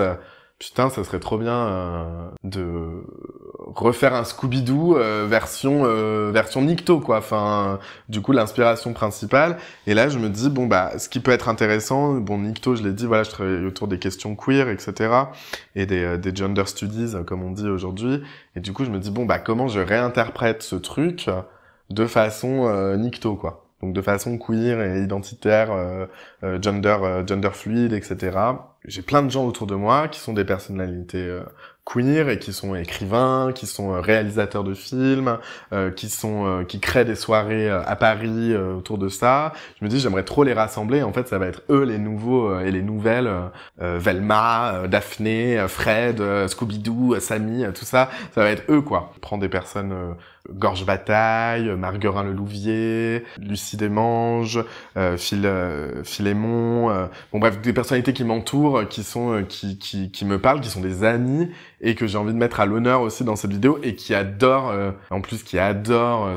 voilà, ils veulent se faire filmer, ils aiment bien ce truc, et je me dis qu'on va bien rire. Et donc du coup, voilà, je me dis bah qui va jouer le monstre du coup de cette fameuse scène Scooby-Doo, Scooby-desque, machin, et je me dis bon bah là, j'ai que des personnalités queer. Peut-être que pour ces personnalités queer, le monstre, en fait, c'est l'hétéronormativité et c'est l'hétérosexualité comme concept et pas forcément comme orientation sexuelle, mais qu'est-ce que c'est l'hétérosexualité? Et je me dis, bon, bah...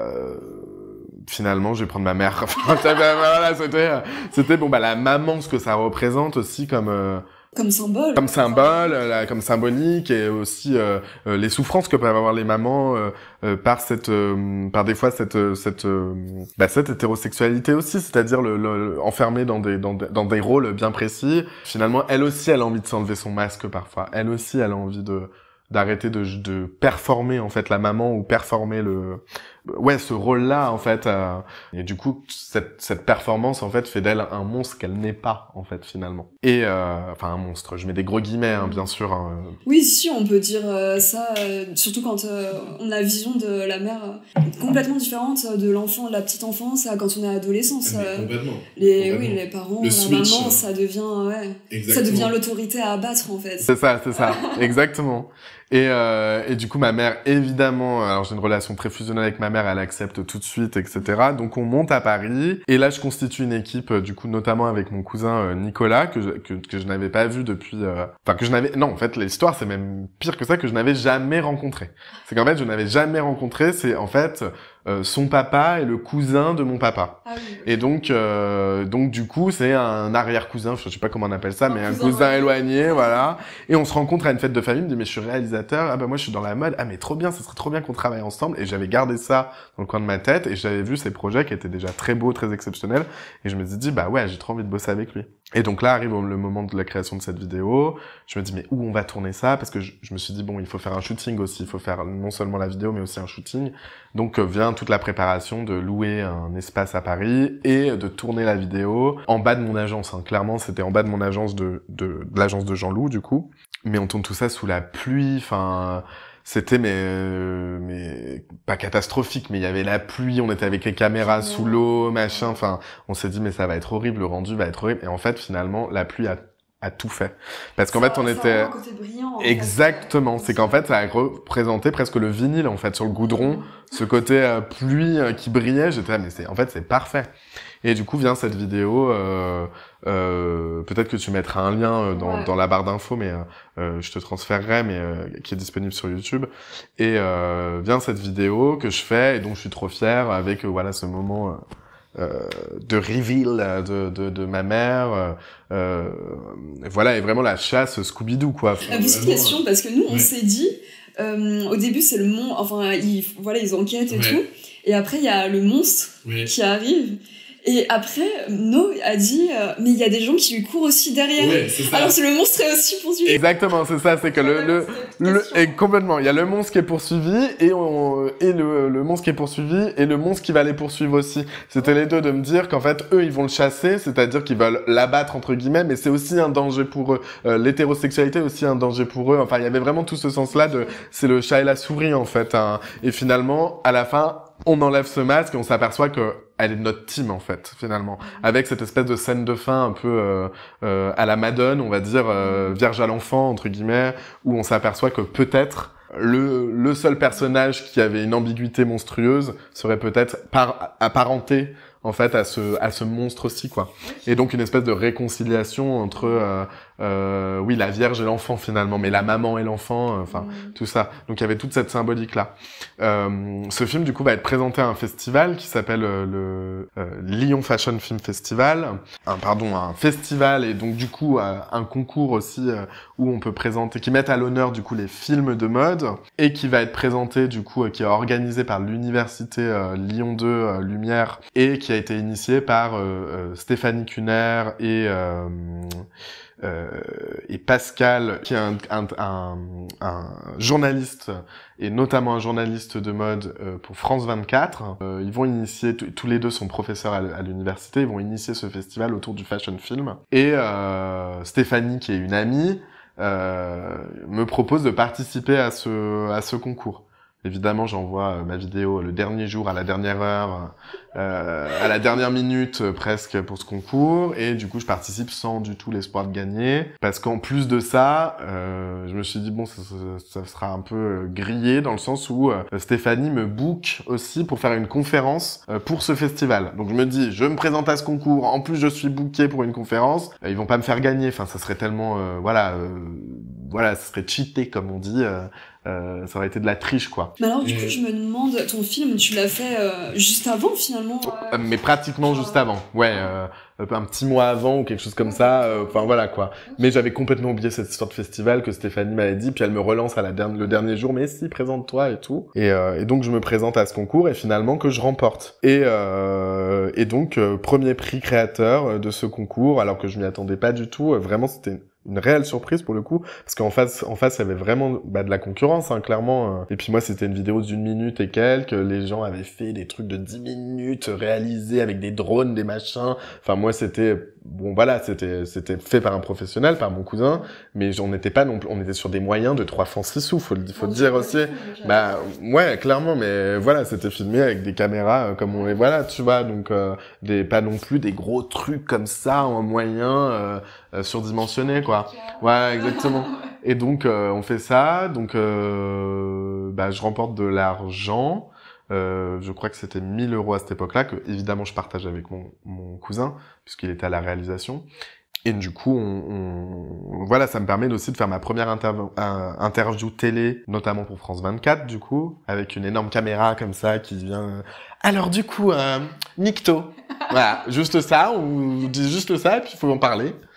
Donc, vous pourrez retrouver cette interview sur mes réseaux sociaux, mais qui est délirante, enfin, qui est hilarante même, où je sais pas ça. Non, mais ça fait un peu, je sais pas, j'ai l'impression que je parle comme une grande dame, enfin voilà, alors qu'en fait, c'est bon, moi je fais de la mode pour me faire rire, pour me faire déconner, pour faire de la blague, enfin, pour moi, reconstituer Scooby-Doo, enfin, ça me fait hurler de rire, tu vois, c'est juste, je fais de la blague, quoi, comme je dis tout le temps, on cherche pas un vaccin contre le cancer, tu vois ce que je veux dire, la mode, c'est fun. Et donc, du coup, d'avoir un truc très sérieux où on te demande d'expliquer ton travail comme ça, c'est vrai que c'est surprenant, mais du coup, ouais, ça me permet de remporter ce concours. Donc là, pareil, encore une fois, me dire, ok, encore un succès, c'est cool. Donc ça valide que ce que je fais, c'est, alors peut-être qu'il n'y a pas toutes les ventes qui suivent, mais par contre, ce que je fais, ça parle à des professionnels, parce qu'évidemment, dans le jury, c'est que des professionnels de la mode, des professionnels de l'image, etc. Donc ça parle, ça a un impact, c'est cool, etc. Et ça me donne l'occasion finalement, alors là je passe du coq à l'âne, mais ça me donne l'occasion en fait de prouver la valeur de mon travail, et donc je suis repéré par l'université pour pouvoir enseigner en fait après, et il me propose d'enseigner un cours qui s'appelle communication de mode. Alors il me propose, oui, Stéphanie, cette fameuse Stéphanie encore une fois, plus connue sous le nom de Wendy Delorme, qui est une très très grande écrivaine, notamment sur des questions de féminisme, et bon bref, qui sont incroyables. Et que j'estime beaucoup, qui me propose au détour d'une soirée arrosée, alors faut pas trop le dire, mais dans un squat, qui me dit mais tu fais de la mode toi, ça serait bien que t'enseignes pour nous, quoi. Qui me dit, en fait, c'était juste avant le concours. Elle me dit ça comme ça. Elle me dit ça, et en fait, ce que j'avais pas compris, enfin, ce que je comprends par la suite, c'est qu'en fait, cette fameuse conférence et ce fameux concours, c'est un peu mon entretien d'embauche, en fait, pour l'université. Et donc, du coup, je remplis toutes les cases, et à la fin, une semaine après, elle m'écrit un mail. Bon, du coup, on te propose un cours. Maintenant que t'as fait tes preuves, on te propose un cours. On va faire une ouverture de cours pour toi à l'université qui s'appelle communication de mode. Est-ce que ça te dit de l'enseigner? Je dis, bah oui, bien sûr, tout de suite. Moi, j'ai toujours voulu enseigner. Enfin, transmettre pour moi, ça fait partie, voilà, de mon travail et de mon envie. Et donc, du coup, je dis oui. Pour revenir à Nikto, donc, je deviens prof, quasiment 4 mois après, on va dire que le temps que l'année se finisse et qu'une autre attaque. Et à ce moment-là, vient aussi, après cette vidéo, faut que je fasse il y a Jean-Loup qui me dit, bon, voilà, là, ça commence à prendre, franchement, les gens, ils connaissent bien Nikto à Paris, il faut que tu te mettes, il me dit, prends ce truc, il me dit, il faut qu'on mette une épingle sur la carte en disant Nikto existe et implanté, c'est vraiment une marque de mode, etc. Il me dit, pour ça, il faut qu'on organise un défilé. Et donc, vient cette organisation de défilé de mode pour ma seconde collection, qui va s'appeler la salle des fêtes. Pareil, je te donnerai un lien où les gens pourront voir ce fameux défilé. Et là, pour moi, ça prend des proportions, et je me dis, mais, enfin, c'est bizarre à dire, mais pour moi, voilà, créer ma boîte de mode, c'était presque une blague. Enfin, j'étais là, je vais faire des vêtements, voilà, ça me fait rire. Je me projetais pas de faire un défilé à Paris. Enfin, pour moi, c'était de l'ordre du rêve, et peut-être dans 10 ans, pourquoi pas, quoi. Et il me dit, non, mais si, faut le faire, machin. Donc, comme je t'ai dit, Jean-Loup, voilà, me poussait beaucoup, m'a fait dépenser tout mon fric.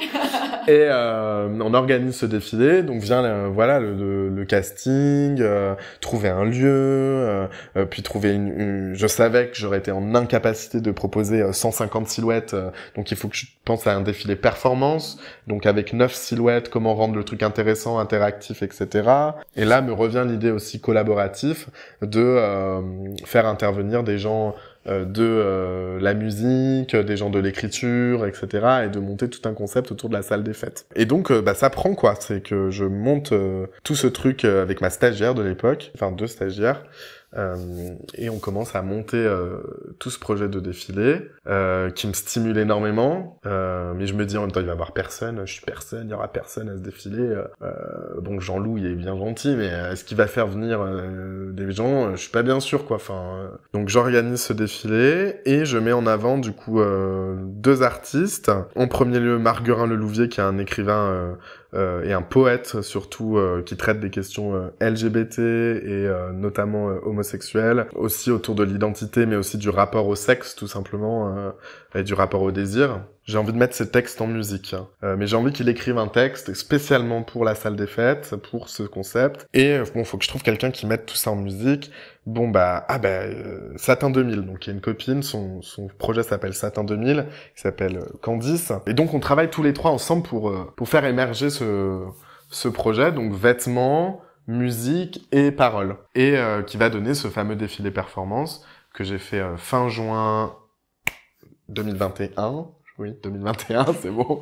Et ces 9 personnages, ces 9 silhouettes vont représenter en fait un état dans la salle des fêtes. Alors bon, pourquoi la salle des fêtes aussi, il faut que j'y vienne.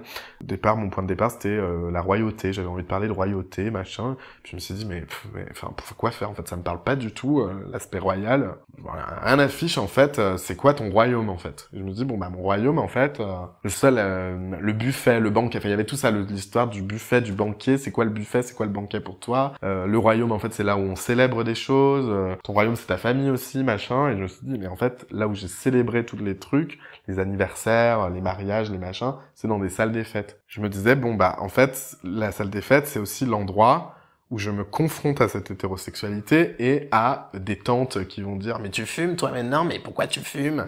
Mais tu fais de la mode, mais c'est pas pour les filles, enfin voilà, toutes ces inquisitions qu'on peut avoir, en fait, de la famille. Et je voulais parler de ça, en fait. Et je me suis dit, c'est parfait. Et du coup, finalement, la salle des fêtes, c'était le moyen de dire qu'est-ce qu'on ressent en tant que personne différente ou, là, dans mon cas, homosexuel, quand on arrive dans une famille à majorité hétérosexuelle et quelles questions on a, en fait. Et en fait, on m'a toujours fait passer pour une fille manquée, en fait, tout simplement. Un garçon efféminé, etc.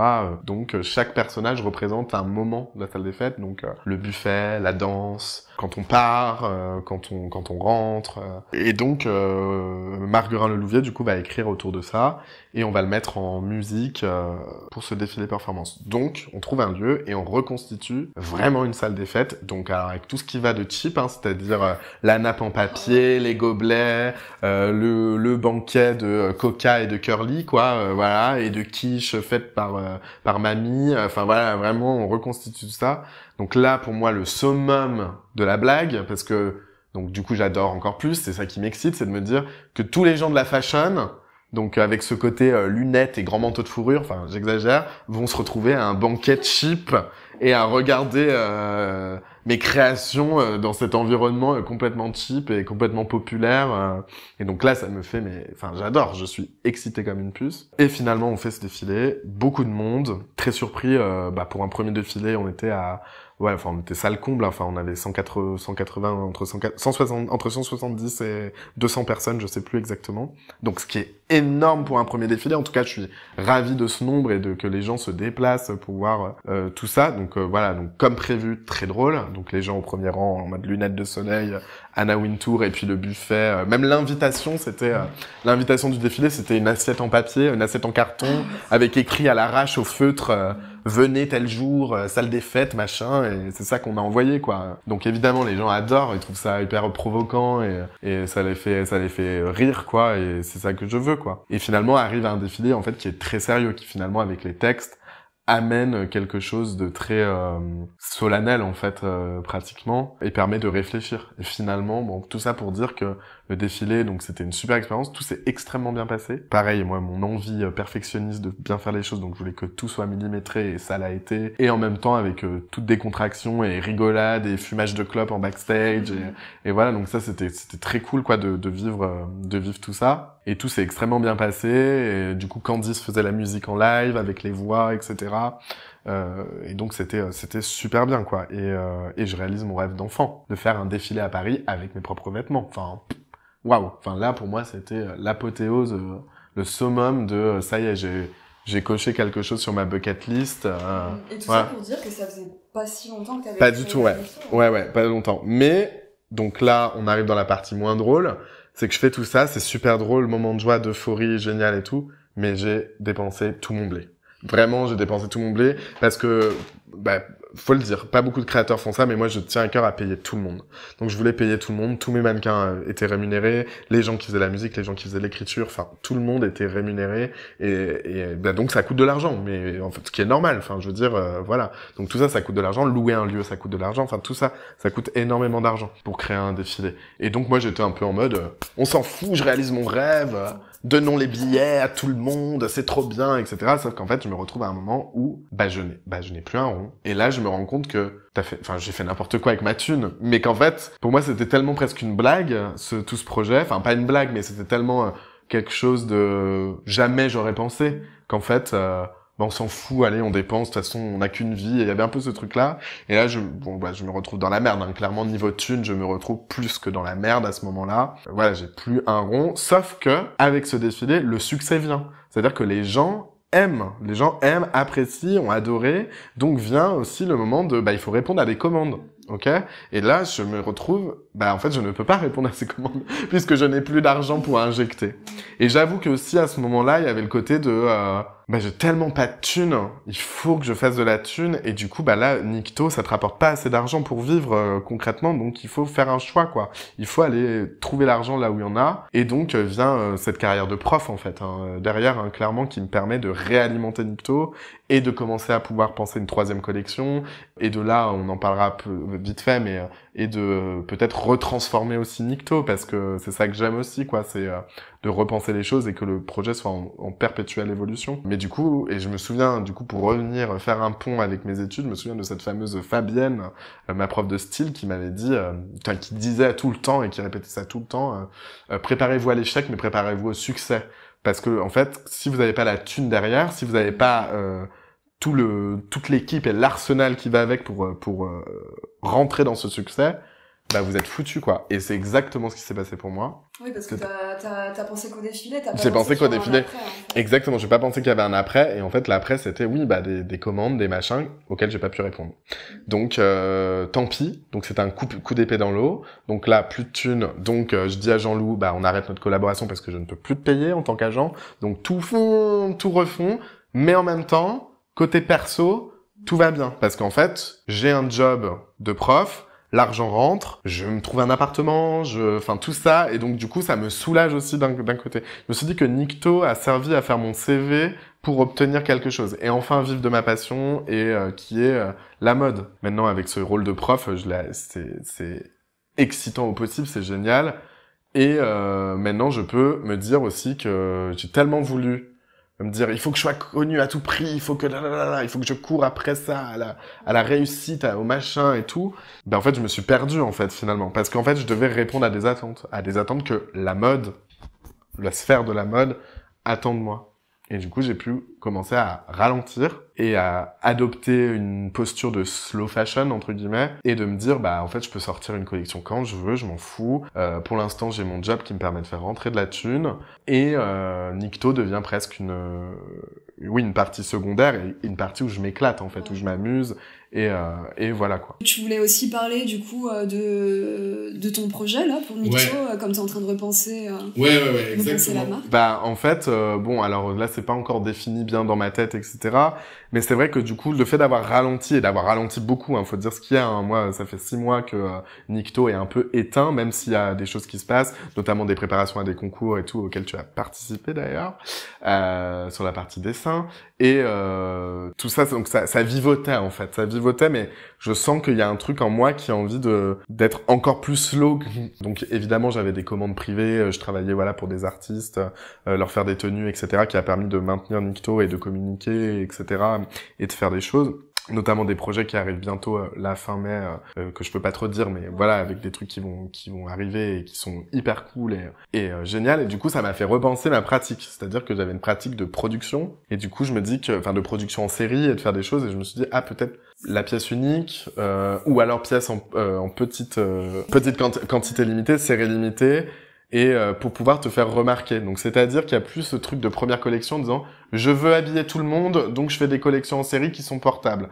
Et en fait, je me suis dit mais non, en fait, là on est encore au début, le but c'est de te faire remarquer, de faire des pièces qui sortent qui sont exceptionnelles en fait, qui demandent un savoir-faire, un vrai travail. Et à partir de ça, tu pourras faire ce qu'on appelle de la normalisation, c'est-à-dire proposer à partir des grosses créations des créations plus vendables. Donc là, c'est l'idée qui est en train d'émerger, de me dire que j'ai envie de faire des collections pour me faire plaisir, avec un réel savoir-faire, donc un retour aussi au travail artisanal, quoi. Peut-être développer le vinyle, mais le vinyle, ok, c'est une matière, qu'est-ce qu'on en fait? Quelle dimension on peut lui donner? Quelle dimension textile? Quelle dimension artisanale on peut lui donner? On est au tout début de ça, hein, au tout début de cette pensée. Moi, je suis encore prof, donc ça veut dire que ça se termine là, mai-juin. Au moment où on tourne cette vidéo, on est en avril. À partir de mai-juin, je sens qu'il y a des choses qui vont beaucoup plus émerger et vraiment repenser ma pratique et revenir un peu à l'état zéro qui est j'ai besoin de me faire connaître avec des pièces exceptionnelles pour ensuite être repéré et donc pour ensuite pouvoir faire de la production en plus grande quantité et parler à plus grand nombre. Là, pour celles et ceux qui nous regardent et qui veulent créer une marque de vêtements, on a tendance à penser, voilà, comme je l'ai fait, c'est-à-dire il faut parler à tout le monde, mais en fait, non. Au départ, faites-vous remarquer, vous en foutez de vendre. Vous voulez pas vendre au début, et vous ne vendrez pas. De toute façon, au début, c'est ça qu'il faut dire. Ouais, c'est bien, t'anticipes mes questions, j'allais te demander les conseils pour les futurs créateurs de mode. Voilà, et futurs créateurs et créatrices de mode, pensez ça que vous ne vendrez pas Enfin, je pense, et il y a vraiment 1% de personnes qui vont vendre et qui vont cartonner tout de suite, mais au départ, vous ne vendrez pas, à moins que vous ayez 1 million d'euros à investir dans votre marque de vêtements et que là, vous embauchez des gens voilà, mais si vous êtes tout seul ou toute seule, au départ, le but, c'est de vous faire remarquer par un savoir-faire ou par des looks ou par des choses qui sortent vraiment complètement de l'ordinaire pour ensuite être repéré et donc de pouvoir vendre par la suite. Mais dans un premier temps, pensez que comme... Et ce que je n'ai pas fait du tout. J'ai pas du tout pensé comme. Et en fait, c'est primordial. Aujourd'hui, on vit dans une ère digitale. On sait que voilà, les réseaux sociaux, etc., mais pas que, la presse, etc., très important, quoi, pour se faire connaître. Notamment sur ce marché qu'est la mode et ce marché concurrentiel qu'est la mode, quoi, tout simplement. Et c'est bien au début, du coup, de se concentrer vraiment sur une identité forte, vraiment construire, comme on disait, l'ADN de la marque. Complètement. Au début, c'est intéressant et c'est aussi, je pense, dans le contexte actuel, c'est qu'il y a beaucoup de marques aussi qui questionnent la surproductivité, toutes les fashion week, les collections capsules, croisières, je ne sais quoi. 100%. Et puis là, on arrive vraiment, c'est exactement ce que tu dis. Effectivement, on questionne toutes ces questions-là de ralentir le rythme et machin, notamment avec le fast fashion, etc. Et on a maintenant des gros noms de la mode. Je pense à Demna Gvasalia, le directeur artistique de Balenciaga, qui va commencer à parler de slow couture, plus slow fashion, mais slow couture ou demi-couture, qui serait, en fait, qui veut tout simplement dire, on ralentit le rythme pour faire de la meilleure qualité. En fait, simplement ça. Donc oui, ça a un coût, ça coûte plus cher, etc. Mais par contre, on répond aux grandes questions de notre siècle, qui est, nous avons l'industrie ou la deuxième industrie la plus polluante. Comment aussi on répond à ces enjeux-là, quoi. Et je pense que c'est important. Et en fait, en remettant l'artisanat et cette fameuse idée de slow couture au cœur de nos métiers, je pense qu'on peut répondre à la question, quoi. Donc voilà. Et donc c'est à ce que j'aspire là pour prochainement. Donc il y a des choses qui sont en train d'émerger. Je suis en train de réfléchir à tout ça et ça devrait le faire, quoi. Quelle forme ça va prendre encore? Je ne sais pas trop, mais c'est aussi en tant que, je fais une petite parenthèse, mais en tant que prof, d'être confronté à des jeunes gens encore plus jeunes que moi, et ça coule dans leurs veines aussi ces questions-là, d'éco-responsabilité, etc. Et d'avoir une pratique aussi, ça tu pourrais faire comme ci, tu pourrais faire comme ça et tout avec eux. Et en fait ça m'a redonné envie de me remettre au fourneau avec mes mains aussi, et de créer des choses, plus artisanales, quoi. Voilà, tout simplement. Ouais, peut-être que ça t'a reconnecté et tu te revois en eux à tes débuts, quoi. Complètement. Ah, mais complètement, il y avait vraiment ça. Donc pour moi, ça a été une chance aussi, ce métier de prof, ouais. Grave. Je pense qu'on a un peu fait le tour. Ouais. T'as dit tout ce que tu voulais. Ouais, je pense que j'ai dit tout ce que j'avais à dire. En plus, grande pipelette, elle va avoir du montage. Vraiment, mais oui, je pense que j'ai tout dit. Ouais, j'en suis là, quoi. Donc là, c'est bien cette interview, ça me permet de faire la petite séance de psy. Ouais, c'est ça. et de remettre les trucs dans des boîtes et de me dire bah vraiment où j'en suis quoi. Donc ouais. Puis là ouais, il y a vraiment une envie aussi de revenir à, je le disais tout à l'heure brièvement, mais le côté vidéo etc.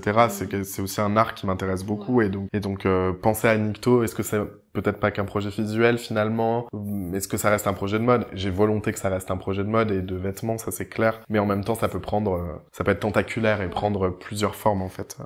Bah merci beaucoup d'être venu. Merci à toi. C'était super intéressant. Ouais. Je mettrai de tout ce que t'as parlé, ton site internet, ouais, bien sûr. T'as le lien vers ta vidéo et tout. Je mettrai en lien en description pour que les gens te retrouvent. Ouais. Et pour les gens qui veulent aussi te suivre un peu, il y a Instagram. Ouais, il y a Instagram, c'est donc @nikto NYCTO.office, office comme le bureau. Il y a une chaîne YouTube qui s'appelle Nikto, tout simplement, et ça s'arrête là. Alors le TikTok est en train de prendre une forme, on essaye des choses, mais donc il y a un TikTok aussi qui existe et qui prendra forme là dans les mois qui suivent avec des choses vraiment pertinentes à proposer quoi. Voilà. Ok, bah super. Merci beaucoup. Au revoir. Merci encore à Rémi d'être venu et de s'être prêté à l'exercice de l'interview. Je rappelle aussi que Rémi est finalement encore très jeune, qu'en fait il est qu'au début de son parcours, même si on s'en rend pas compte parce qu'il a eu plein d'expériences, il a fait plein de choses, et que c'est également le cas aussi pour sa marque Nikto qui a été créée il y a pas si longtemps que ça finalement. Je vous laisse suivre les futurs projets de Rémi sur ses réseaux sociaux, son site internet, et merci à vous d'avoir écouté cet épisode. J'espère que ça vous a plu, que ça vous aura inspiré. N'hésitez pas à liker la vidéo, à vous abonner et même à mettre un petit commentaire, ça fait toujours énormément plaisir à moi et à l'invité. Et je vous dis à la prochaine pour une interview d'artiste.